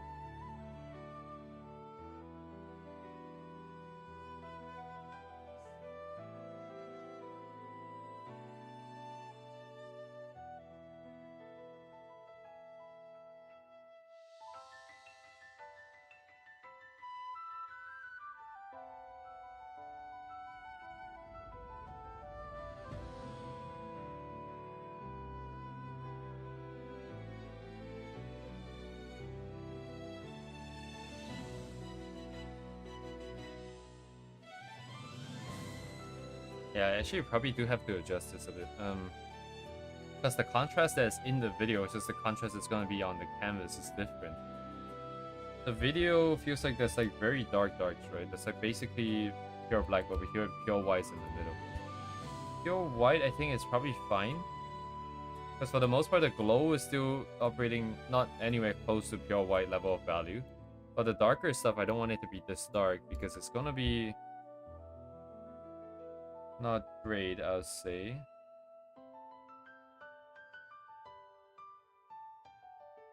I'm gonna raise it a little bit and lock it to this. I don't want this to be affected too much.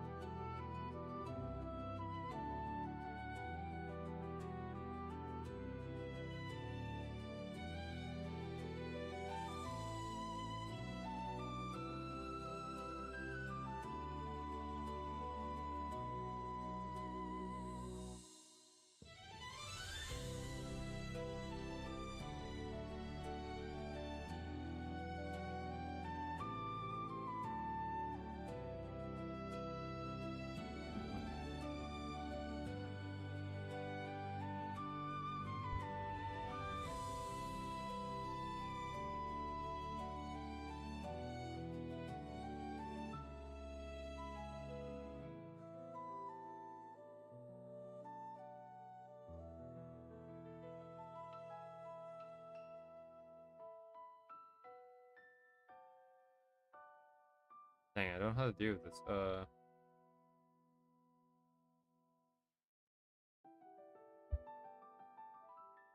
Oh, I should just use this one.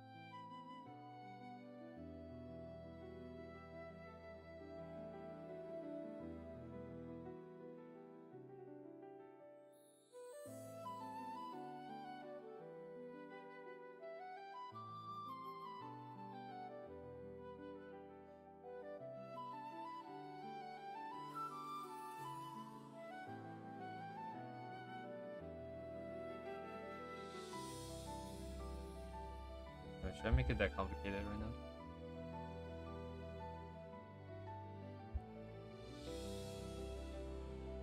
I mean, pretty much this whole area is right, surely.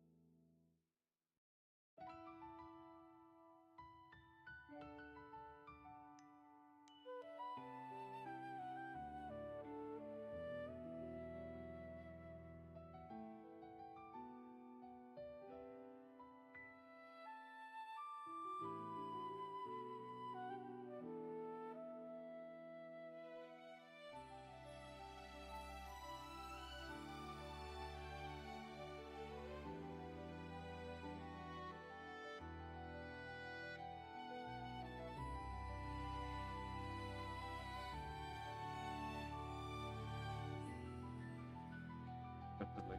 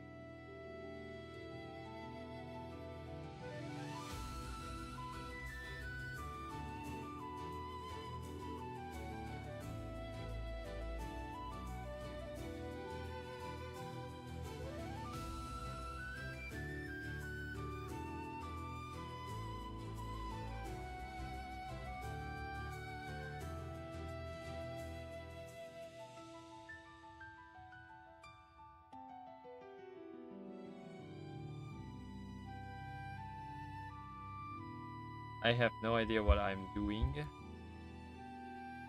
is very, very confusing to me.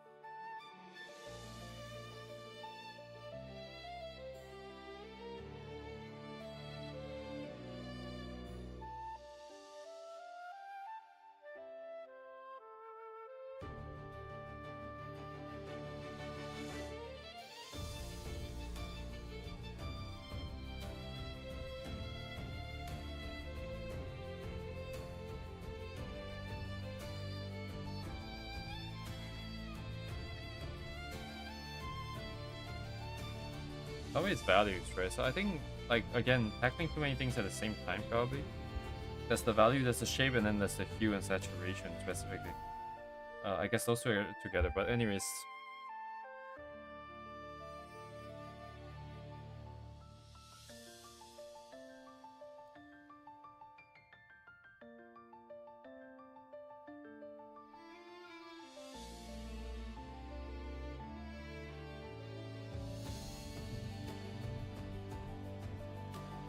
It's way too dark, right, at this point, so... something like this makes a bit more sense.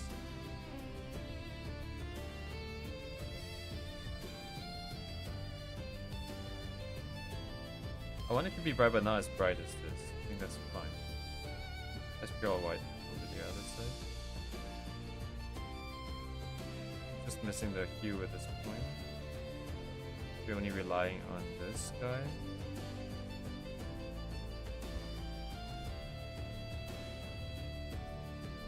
I need to keep this, but I need to make it work a bit better.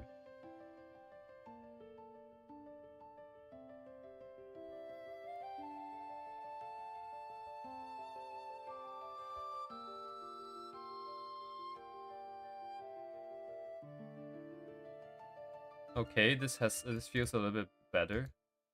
If I deset this, if I'm looking at just like this part of the art, it feels fine. The top is a huge mess. Especially these things are too bright on the walls. They are technically hit by the light. That's what this layer represents, right? But like it's not interacting with the dark stuff in the correct way. So it looks really weird.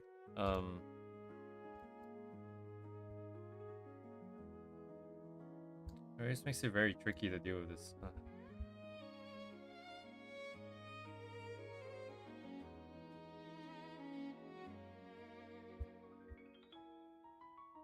This shouldn't even have it.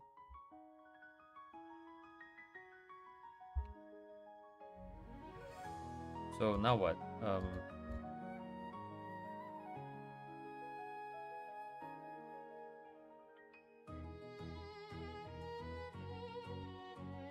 It's not as bright, but I also don't want it to be that bright.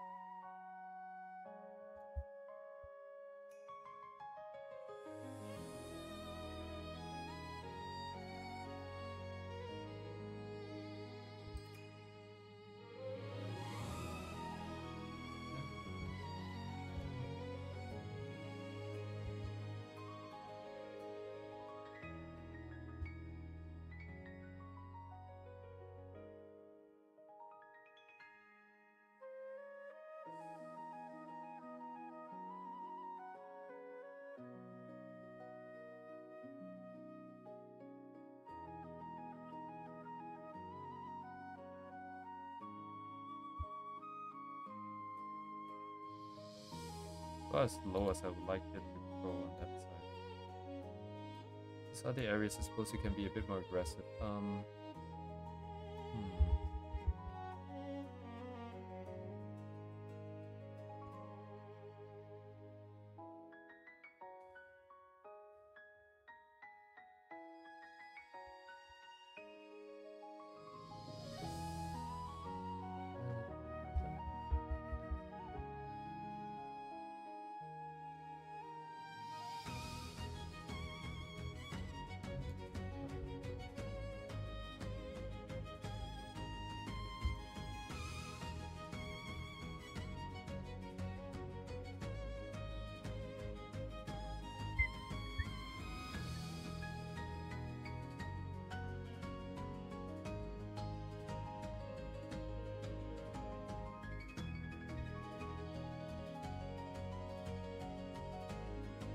I think I'm trying to reconcile this process in my head, because like almost it feels like if you have stuff in their base color, you put a multiply on top and then you put a screen on top, you should reasonably be able to put all the stuff, like get all the colors to be more cohesive and under the same lighting scheme.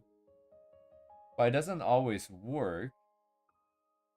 It could be that you have to pre-process the base color away from like a more saturated version. So like, for example, the hair for like Miku and Teto, like they can be pretty saturated. But if you use the actual saturated base color, it might not work so well. So you might want to make it a little bit less saturated before you do that process. But then once you get here as well, there's also... I mean, I guess I didn't split all the parts. No, but it's still just that the colors are not exactly what I want them by specific parts. So I guess I have to... What am I trying to do here?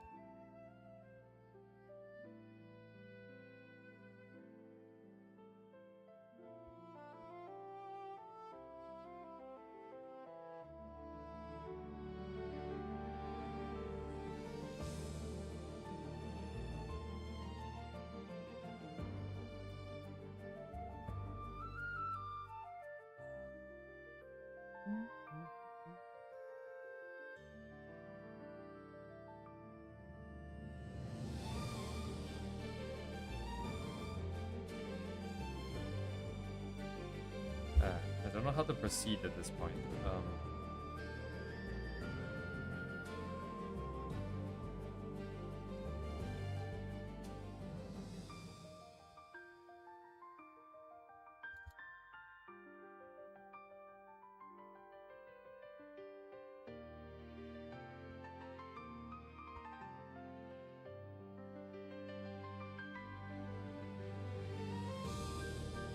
Color is brighter than this side? No, it's too darker, it's just not as blue as...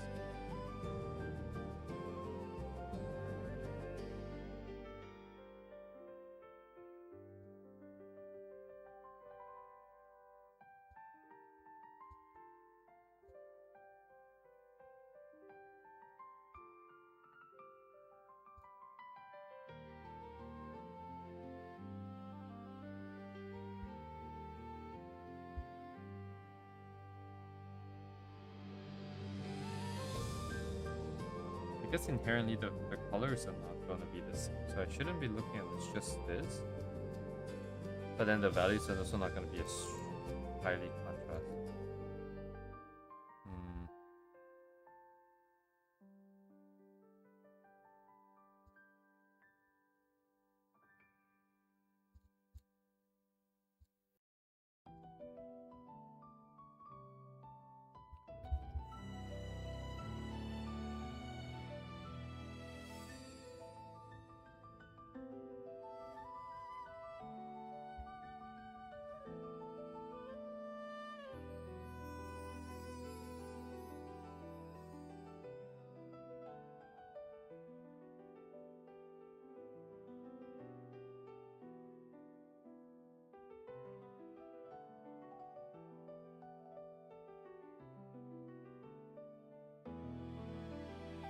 I want to clip the top.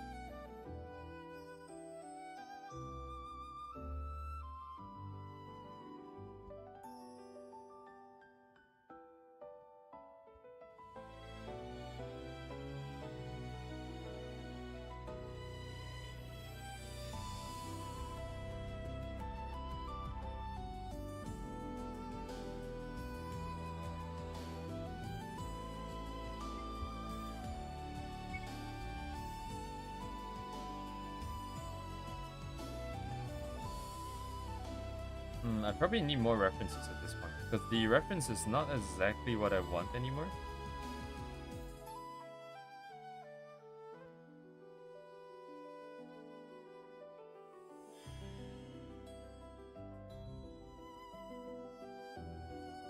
Right, there's multiple ways to go forwards, I think. One is we find a reference that has the exact lighting and the colors that I want.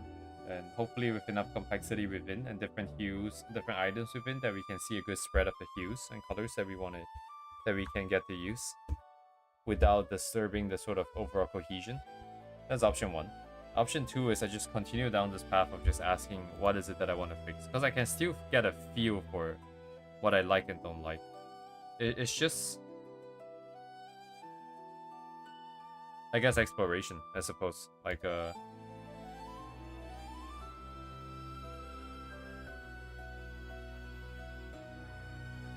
it's quite easy to get overwhelmed at this stage and just be like, yep, this is bad, and then GG. But as long as I'm okay with exploration here, we should be able to slowly work this out, I think.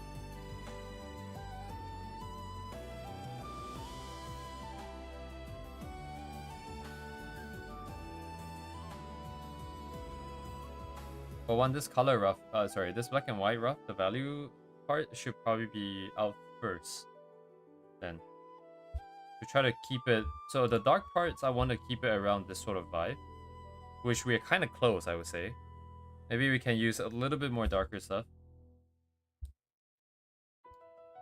Just concentrate it around here. I think the corners is okay to be a little bit more faded. But then we can also do that later instead as an overall adjustment instead of actually having the colors be that way. Because then that way we have a little bit more flexibility because we can just, yeah, be more cohesive at the end to change it all. Perhaps. This is not the best way to adjust it either, simply because this is affected by multiple layers of stuff. Well,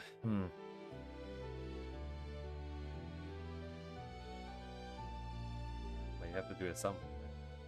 Either I erase it from being affected by some of these layers, specifically this one.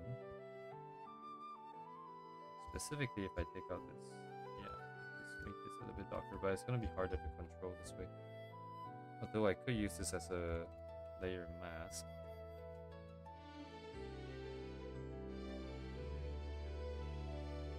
Did they even do anything?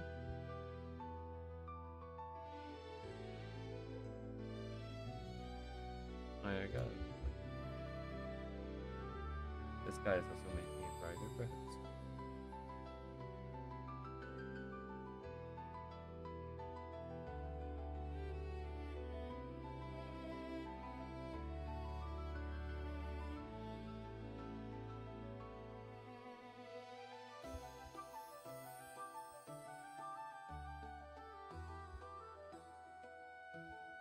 Yeah, I don't know. I don't know what I'm doing.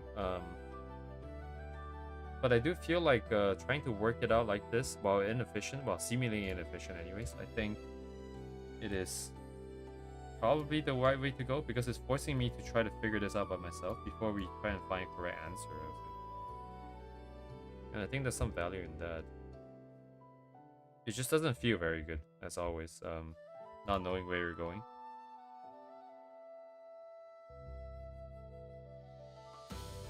I always feel like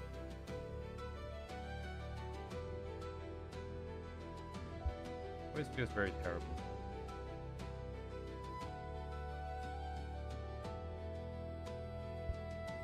Ooga booga.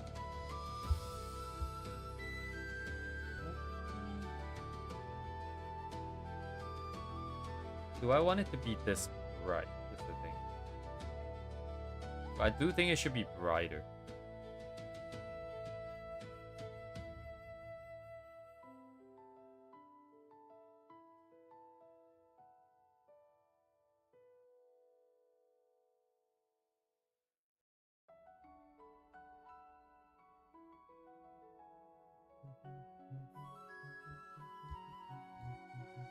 Right, of course the colors are janky as heck.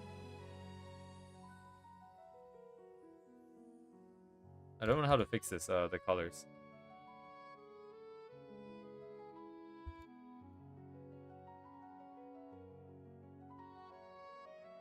This is such a mess. Holy shit.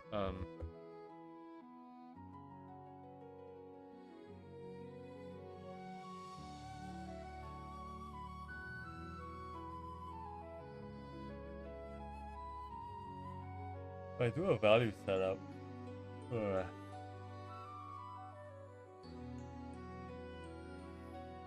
If I get a value set up correctly, presumably that setup would also include the base. We have the base color accounted for, the values. So under the same lighting condition, something that is base color will be, that is darker will also be darker in the value rough. So we have that. And then on top of that, we can apply a gradient map of just a monochromatic blue hue.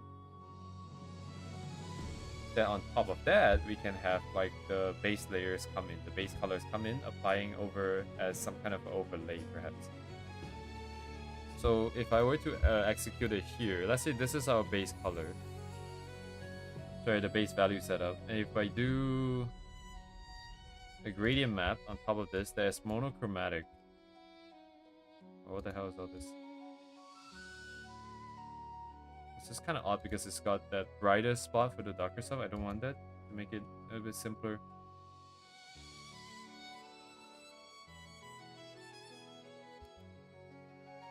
Let's say this. It's kind of saturated right now. So we can control that for sure, right? We can make this a little bit less saturated this way. Same for you. Actually, it's probably right here, isn't it? Oh, there you go.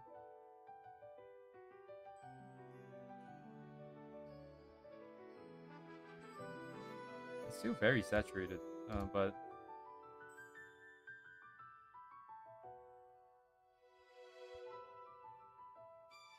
suppose it's like this.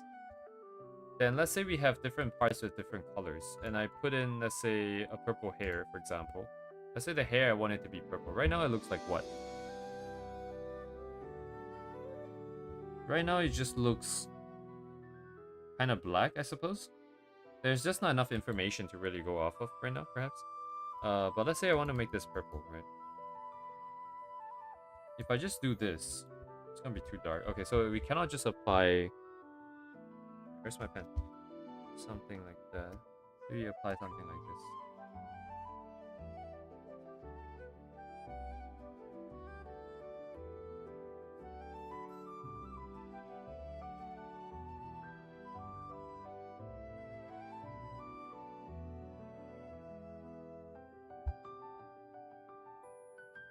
Kind of intense. Definitely overdoing it at this point.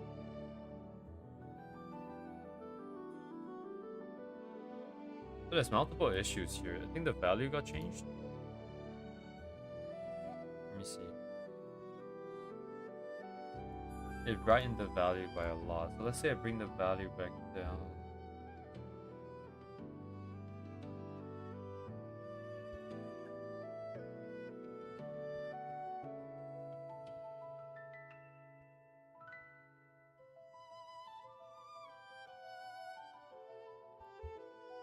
Control the set.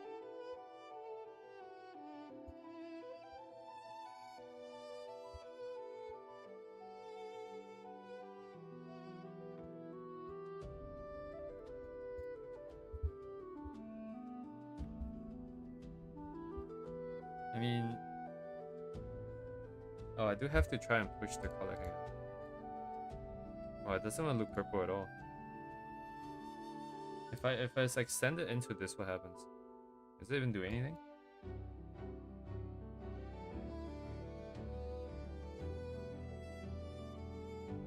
Yeah, it barely has any effect. So the color that I need will be different for the two of them. God damn, what's happening?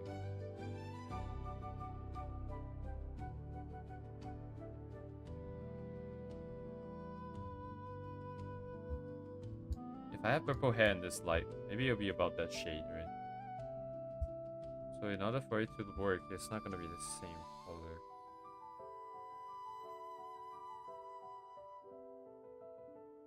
What am I doing here, right? So I'm trying to find a way that can set this up a little bit easier, but it doesn't seem to work.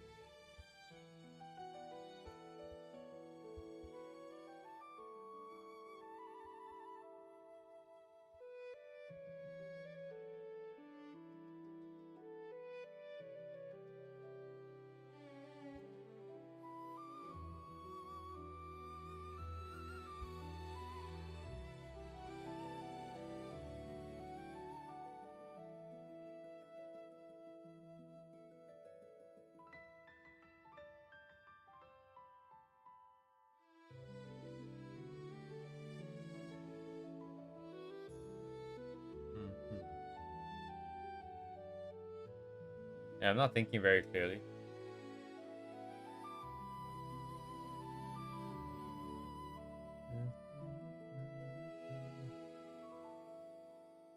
Maybe I just go look for a reference for a bit. I feel like trying to figure out a pathway forward is... I'm facing some difficulties. I'm not 100% sure what.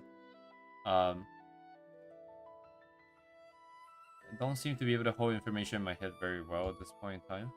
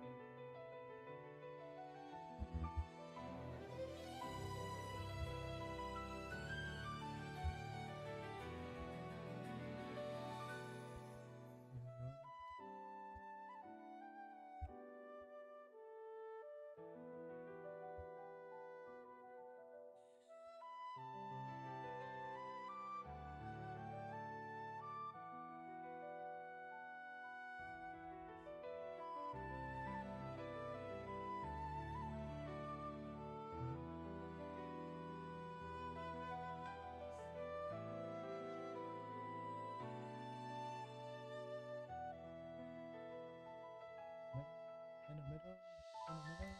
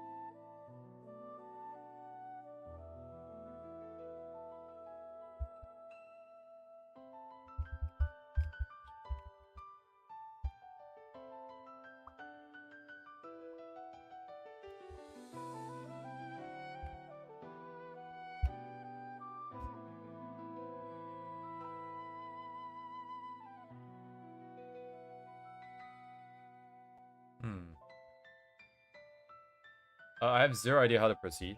Primarily because I don't have a good vision for what kind of value and what kind of color and all the stuff that I need to know right now. So I think it's unlikely that I can get anything out well in this current state of mind. Um, I definitely need to clarify my own thoughts first before this can move forwards. So I think reference would make sense.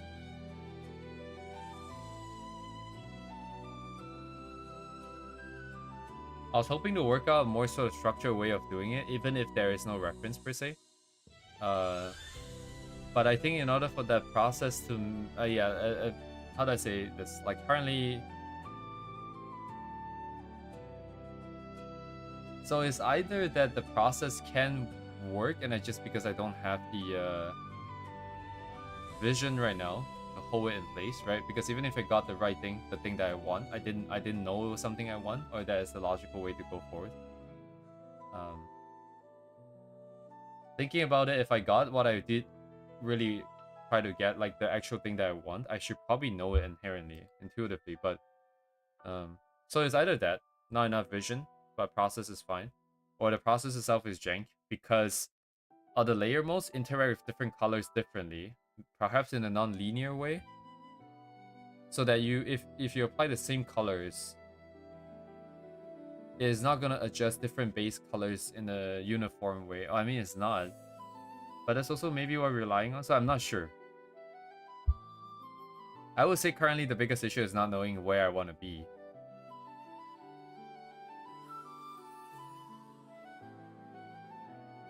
I know that I don't know where I want to be, but I'm hoping that there's a way to sort of go forwards in a more systematic way that allows me to explore in a more controlled way, rather than just putting colors everywhere. But aha.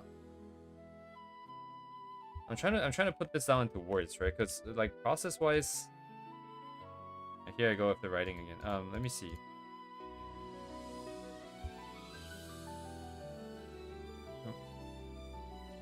If we're here, if you're at point A, you want to go to point B. This is a target here. So current. You want to hit there. The problem is I don't know where this target is. Target is in some range here. So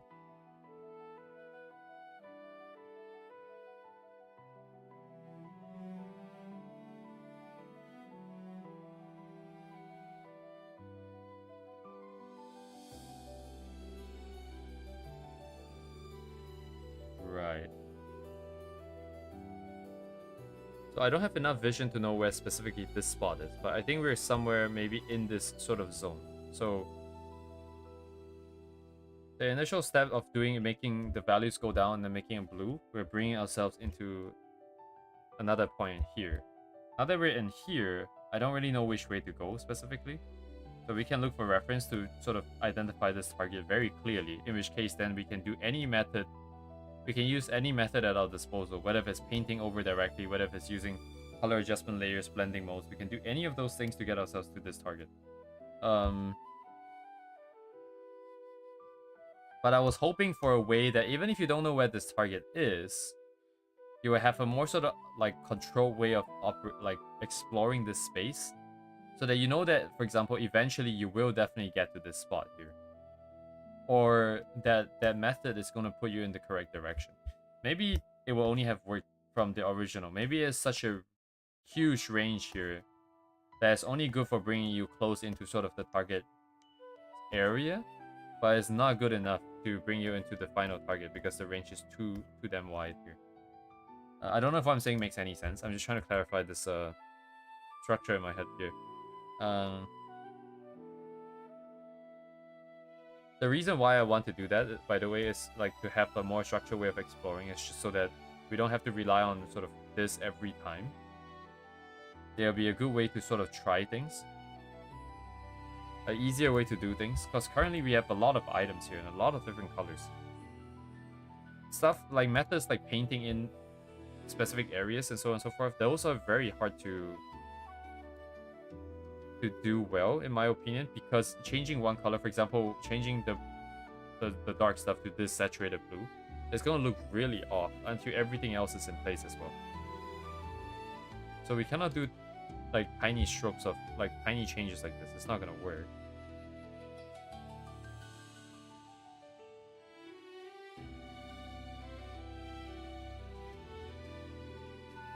We need bigger changes.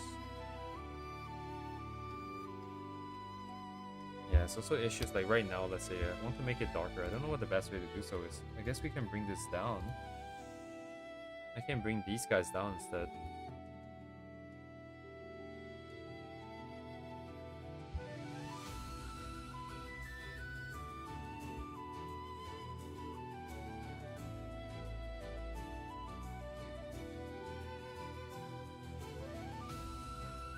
But in the back it's not dark enough. But I didn't want to go darker than that. So the issue is that I'm not bright enough then?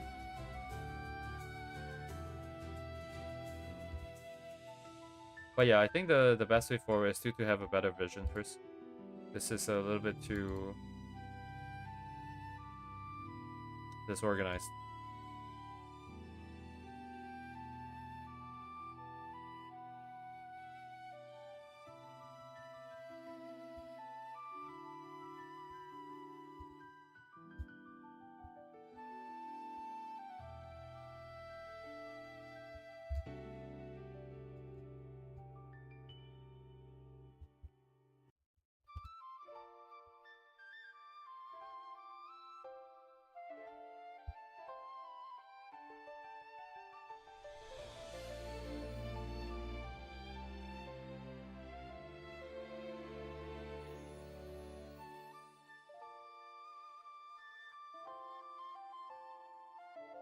Yeah, even if I have no vision, there needs to be something that holds something a little bit clearer still.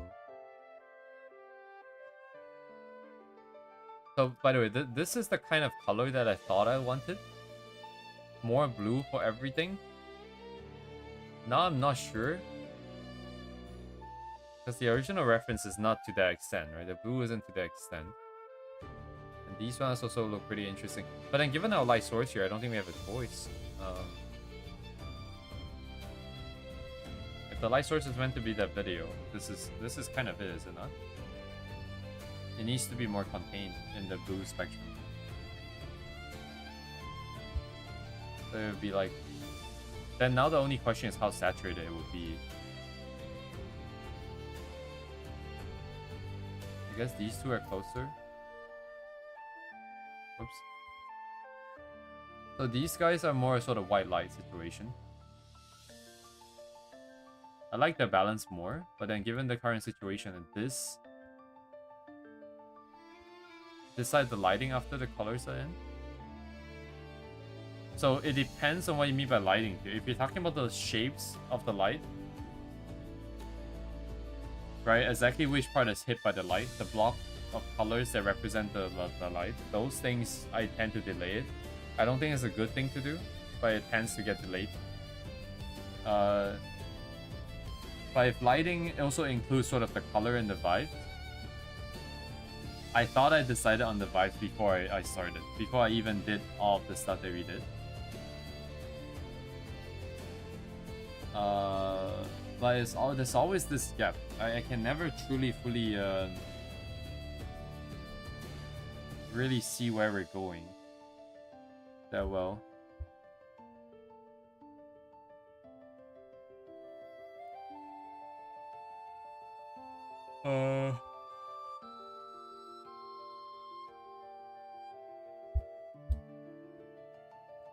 Must be something that I'm missing here.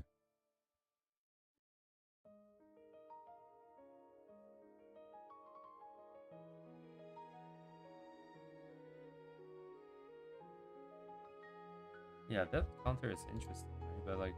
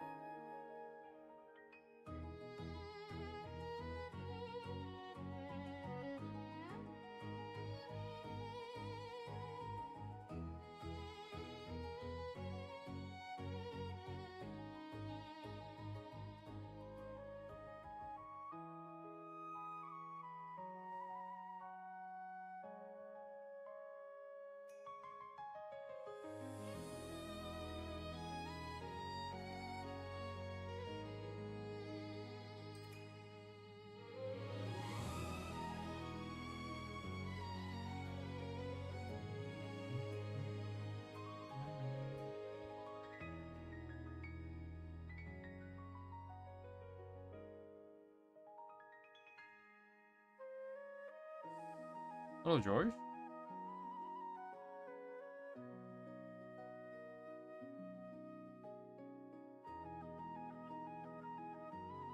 Just in time to see me fumble the bag.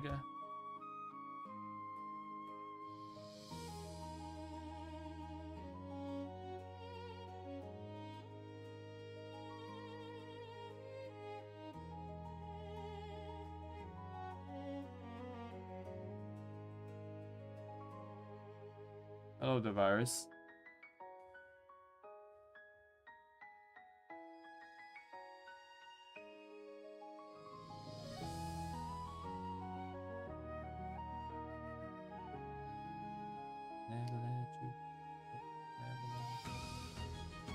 Yeah, I don't know. There is a huge problem with the planning and the process, I would say. Like, because the vision between So what I set out to do in the beginning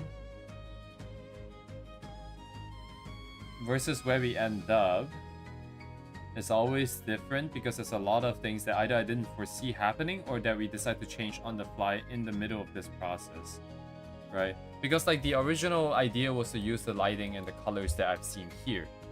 That was the very original idea. But then because now the lighting is entirely from the screen, which has this very blue hue on it, it would seem to suggest that like we cannot quite go for this because the light here is a lot brighter. It's a lot wider rather. Also brighter, but mostly wider. So we end up with this situation where we need to go a little bit bluer than before, but then I don't really necessarily like this bluer hue either. So now there's a mismatch between original planning, original vision, versus what is logical now. And because of this change as well, I don't have a color ref or a lighting, like basically the colors and the hues and all that I really want to use. Since what I wanted to use was this, right? So now I need to reconcile this difference. Um,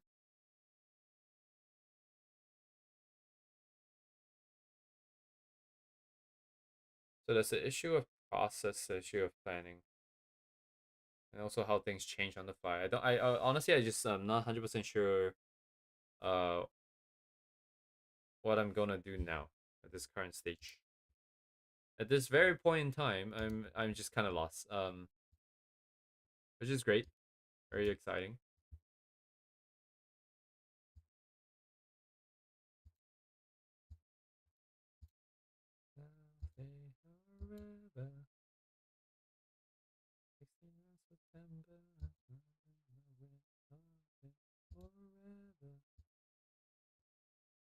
I mean, this seems like a logical direction, does it not? Like this saturated light because the light source is decently saturated.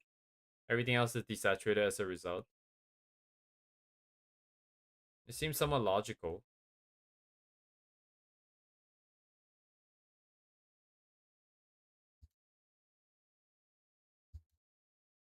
It's missing some gradients and stuff, so it looks kind of flat. Since the color is pretty saturated, being so saturated everywhere is kind of messing me up, but it feels like this is the direction then, is it not? But I also don't really like it. Because I wanted this, right? So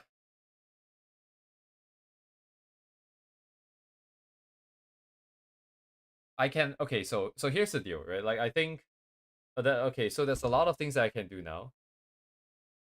I can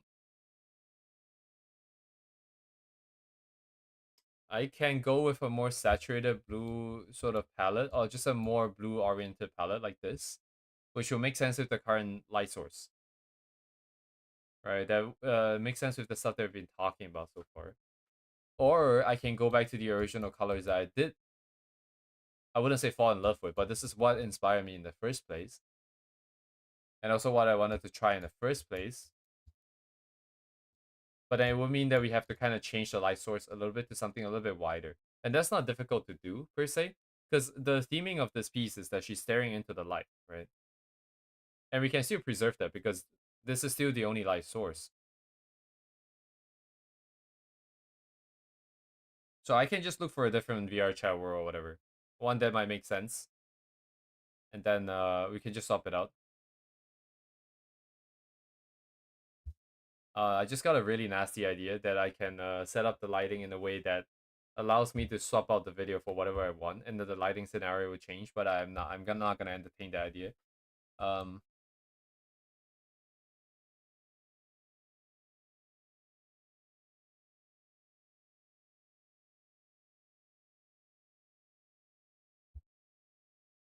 because I don't know how blue this is right now, at least.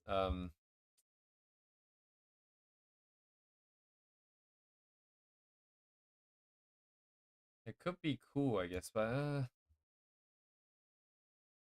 no, the room doesn't have any other light. But that's not to say that we are going to make the room really, really dark either. The darkest value is going to be capped to maybe like 10 or 20 tops. We're not going to go that dark. Because I do need people to see the details, right? We do need it to be visible here. We might even do certain things such as like bring up the really darker spot slightly brighter than the second darker spot, for example. It would feel a little bit weird, right? Um, it's like using this specific gradient map that they have here. The specific one with the, I don't know where it went, somber shade. These ones, if you look at the really darker spot, it's actually a brighter gray than the next darker spot here. Okay, this looks really weird, but it's the proportion issue, I think.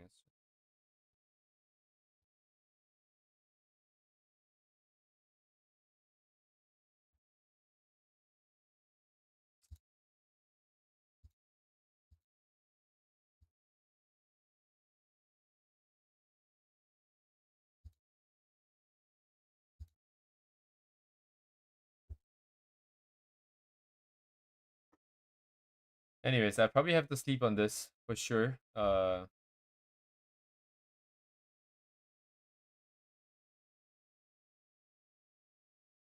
a lot of noise sort of left over from some of the other processes that we've done today. Uh, Analysis of process or like trying different process, trying different steps, that kind of stuff is kind of it's a little bit poisonous. I feel like the judgment is very clouded right now. Mm. So I have to evaluate how feasible it is to change out the scene to another scene. Sorry, the lighting on the monitor, the scene on the monitor.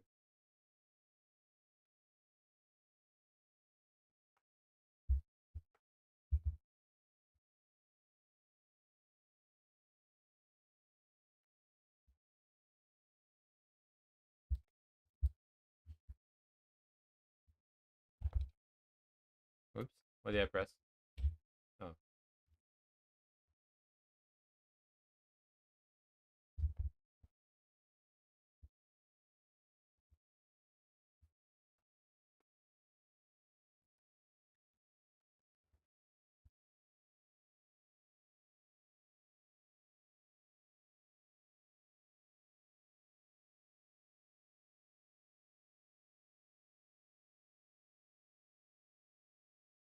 oops.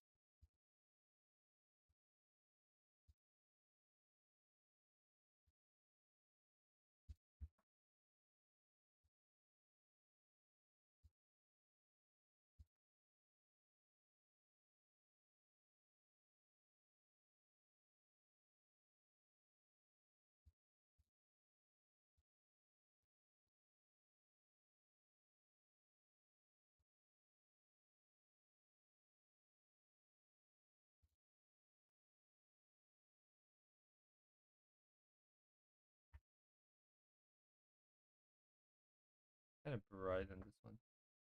It's also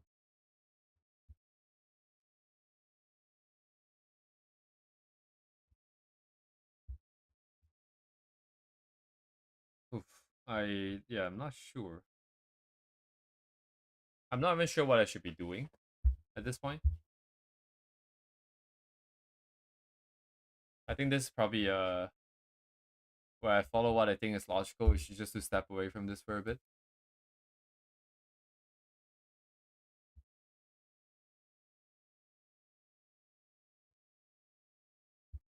Music ended. Lamao.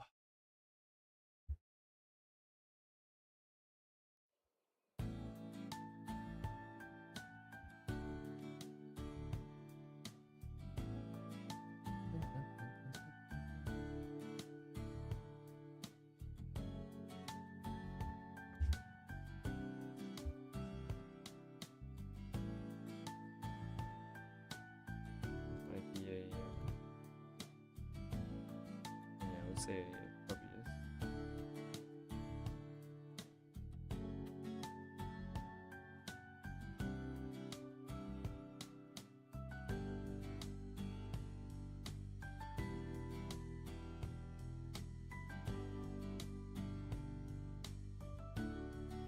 Am I gonna animate tomorrow? That entirely depends on if I can get the colors right. Until the colors are completed, there's nothing. I cannot move forwards until then.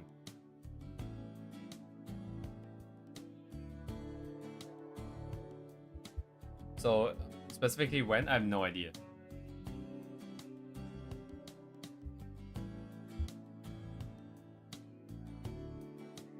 Unfortunately, it's just kind of stuck until that is sorted out. I don't like how blue it is. I think I'm gonna lean away from like a pure blue setup here, for sure. I think when I said monochromatic, I didn't truly mean monochromatic, probably. I'm of course just as confused as you guys are. Most of the times, I would say, when it comes to color and all that, I have no idea what I'm doing. You guys have no idea what I'm doing, because I don't have any idea what I'm doing.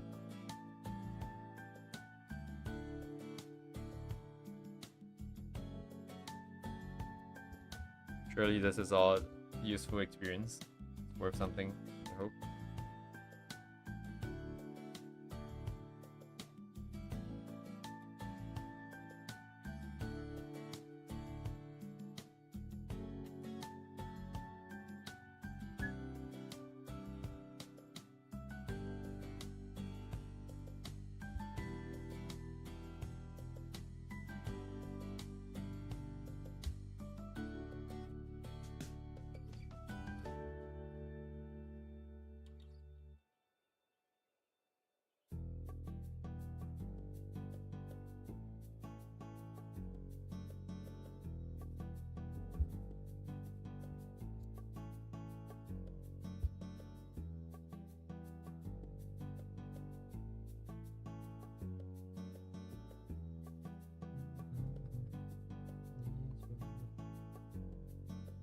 Blue is nice though, but like it's...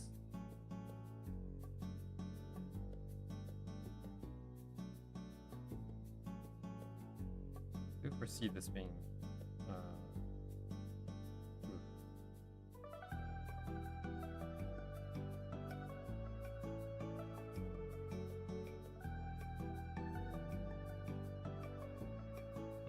Yeah, anyways, I don't know where this is going. I wonder where the problem is. Is this just a problem of not having enough experience?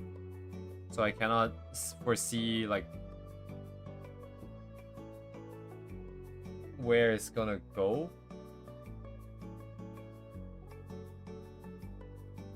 So here's the thing, right? We started out with a pretty clear idea of what I wanted. I wanted the colors and vibes of this thing coupled with the complexity of this photo, right?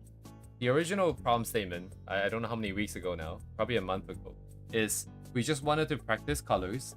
So I took a scene that seemingly have a similar lighting sort of range, and then I took an illustration whose colors I liked. So this was the original scope. That was it. But as things started sort of feature creeping, as I'm swapping characters out and I'm swapping all these props out, at some point we decided that, hey, this can be a lot more than just a study.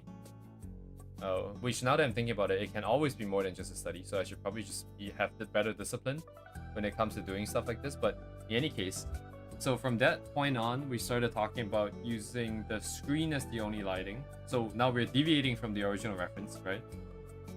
Not just in terms of the lighting source, well, basically in terms of the lighting source, right? The direction we changed, and the intensity would also have been changed as a result of this decision, and also the color of the light itself. So because of this change there, I think this is probably where the deviation started between the original vision I had versus the direction that we're heading towards.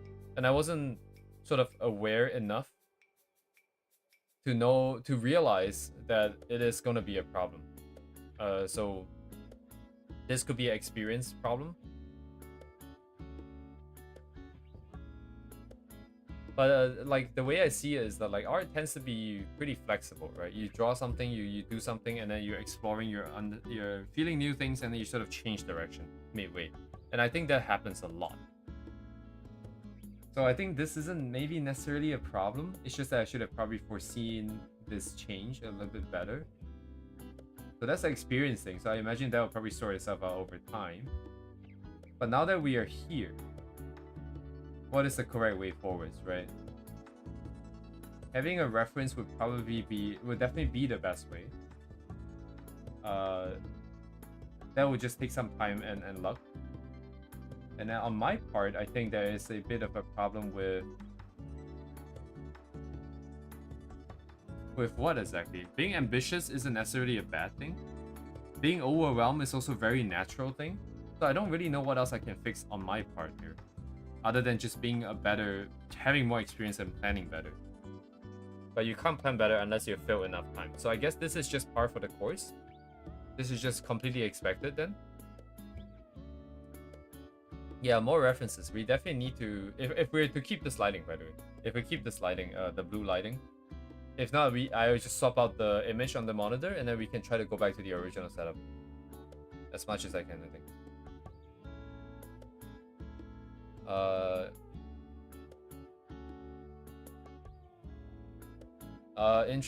Interesting. Using the screen as the only light here. So the decision was made because it was the most sort of impactful. Oh, sorry, it delivers the story and the setup the best. Is what I would like to think. I'm not sure what the impact of having a singular night light is going to be.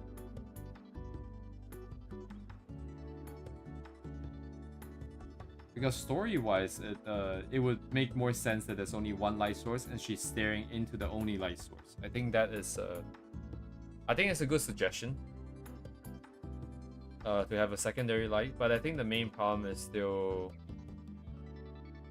the singular light is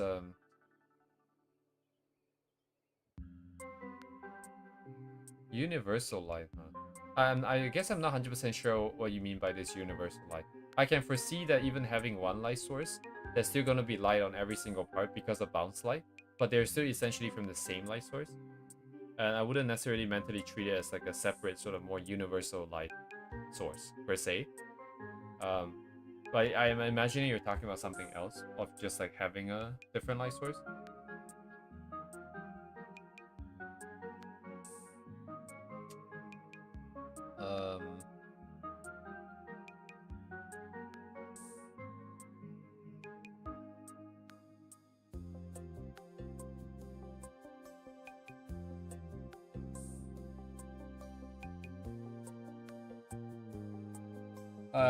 Yeah.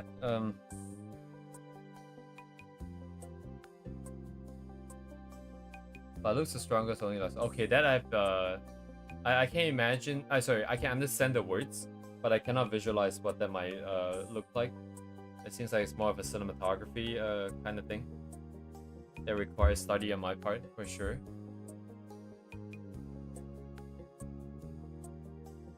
I mean, like global ambient, sure. I guess it's kind of like the fact that this is not completely pitch black is how I would interpret that as. Like this darker part of the image.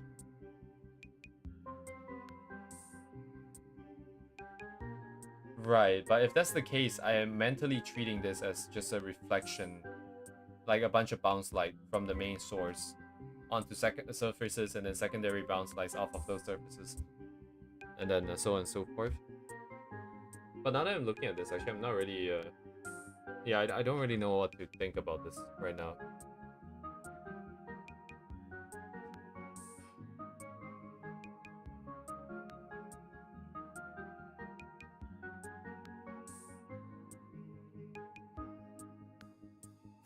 There is one surefire way to move forward, though, is that I just pick colors off of the reference for the colors that they have, right? That the reference does have, that also we also will have.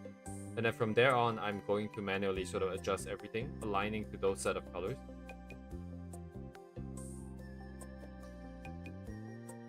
That way we can replicate the original. I mean, if that's the case, I don't necessarily have to pick it by color picking. I can still pick it by eye, but it doesn't matter. What that means is that we're making a decision to change the color of the source.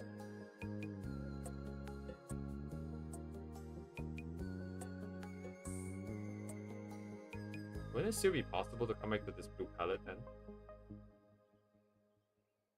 I can still potentially adjust it back over here. We're not on the thing in front of it.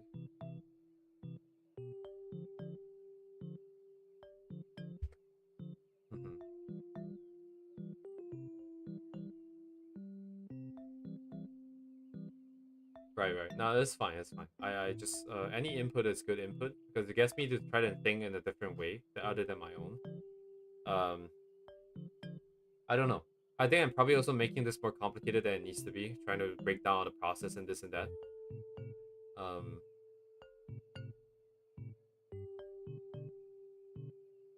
I just like being a little bit more aware of what's happening. But then without information and experience, it's also possibly impossible to achieve that. Anyways, as long as you're trying new ideas and trying to get things done, I think eventually we'll get there. However skewed the process, but I guess it's part for the course for trying something new.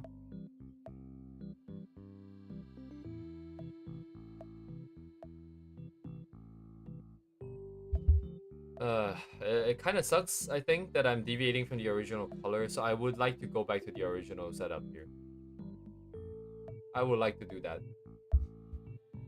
It's probably what I'll work towards. So I'll have to figure out the source of the light in a different way, I think. I mean, nothing is stopping me from using just the same VR chat world, but I'm just gonna tone the hue a little bit down.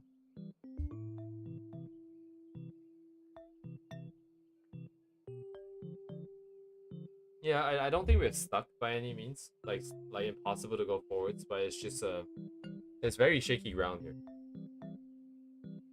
And I cannot see the end of the path of any single option here. So it kind of sucks, but it is what it is.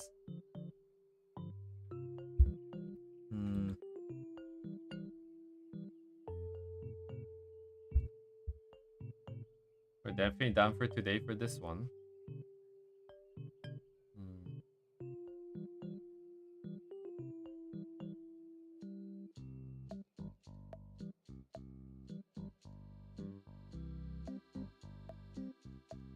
Yeah, this is why I think we're just too ambitious still with this.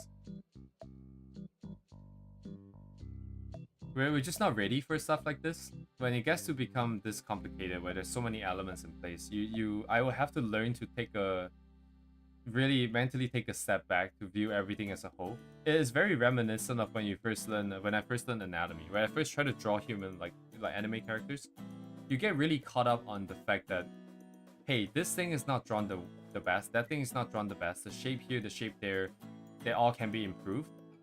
But then nowadays, it's a little bit easier to sort of take a step back and look at the thing as a whole and be like, hey, yeah, the anatomy is not great in certain spots, but overall, as an illustration, it delivers the idea, it delivers the vibes, and that's good enough, right? Apparently, like for color, this is kind of the step where I'm just kind of going in and be like, yeah, this feels weird, that feels weird. But like, if I can just take a step back and have a clearer vision for what it's supposed to be, then it's not gonna be as sort of difficult to move forward. Because I won't be so caught up on the tiny details when it doesn't matter yet. Oh, that doesn't matter in the first place, but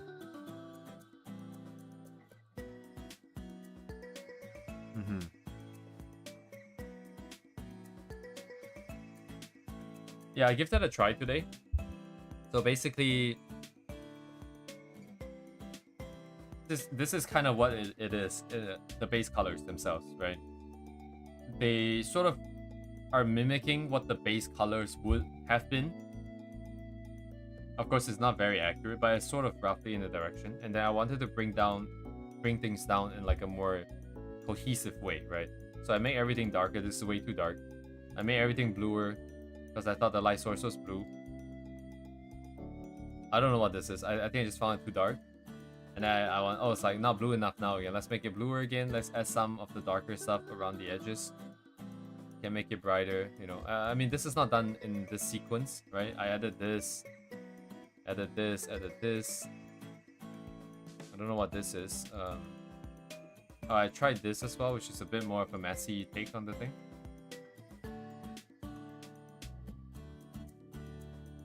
And then there's like more adjustments here and there, blah blah blah.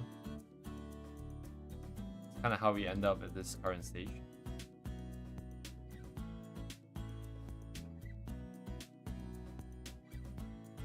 But it's hard, I think. It's very hard for me to go down this process without having a clear idea of where I'll end up. Why is it so dark now?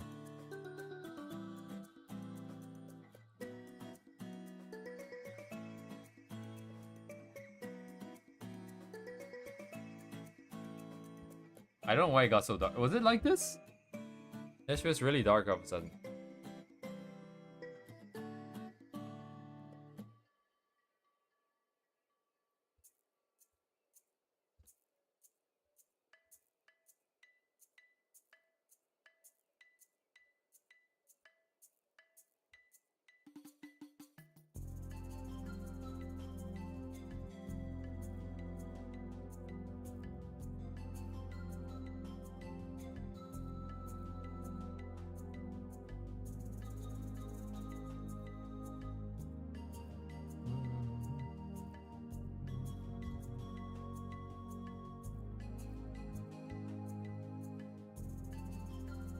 Yeah.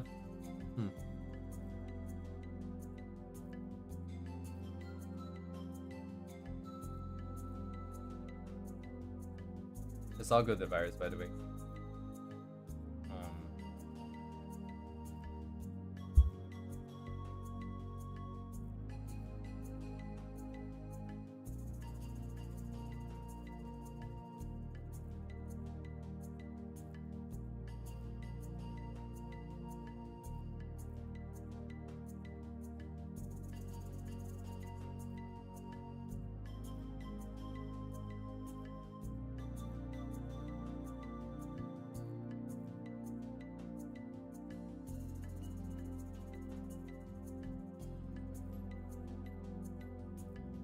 Yeah, it's kind of hard to imagine.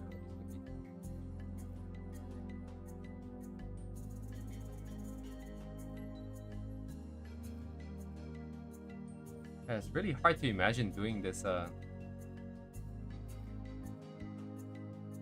Oh no, that's what I wanted, by the way. This is what I wanted. I'm not saying this is bad in the sense that it's wrong. This is kind of what I wanted. The only issue is that the shapes are very messy. So here's like the issue is that like I'm very quick to judge, I think, the process. Sorry, not the process, the current state. The shapes being messy here kind of messes me up. Because my brain keeps reporting them as having issues. Like, for example, the shadows are not propagated correctly onto each subsequent part and stuff like that. That's why I swapped it out for something more generic. So that we can try to get the colors correct first. But then colors have its own issue where... Yeah, I'm just not very good at delaying the... No, but the sequence is actually running though. What? Isn't this report correct? Wait, what?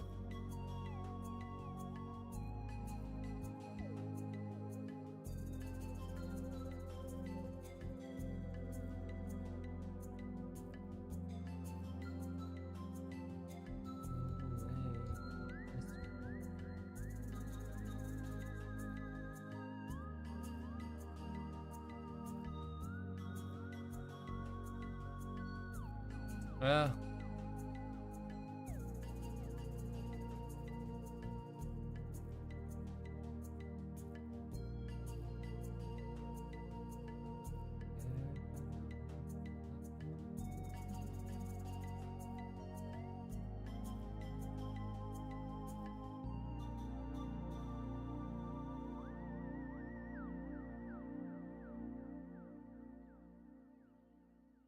Yeah, I wonder.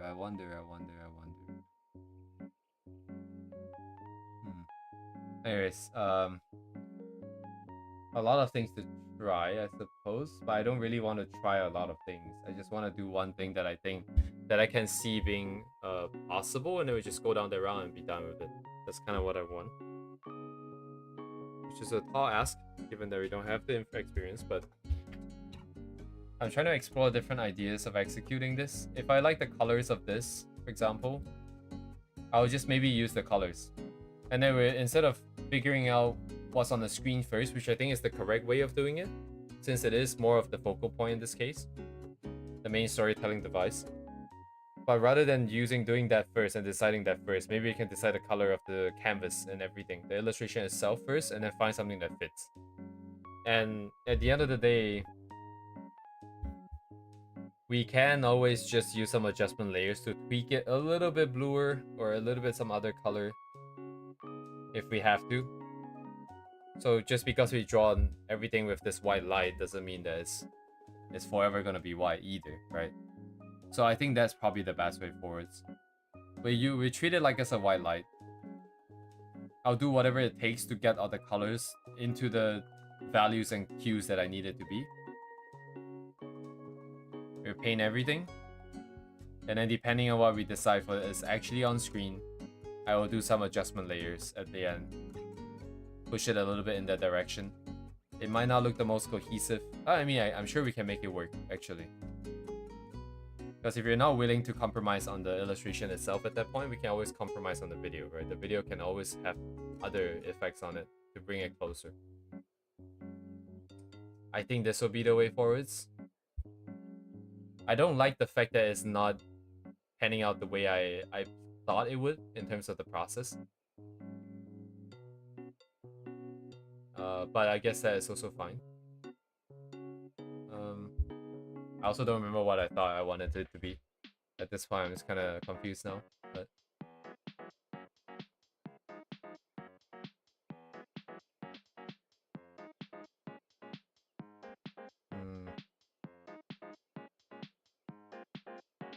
yeah. That's why after this, we definitely need to stop drawing complex stuff like this. At least not have this much control. I should have just stuck to the original plan a month ago, which is just to do a study. We need more intuition for colors, I think is the problem. Anyways, I guess I'll hop off here for today.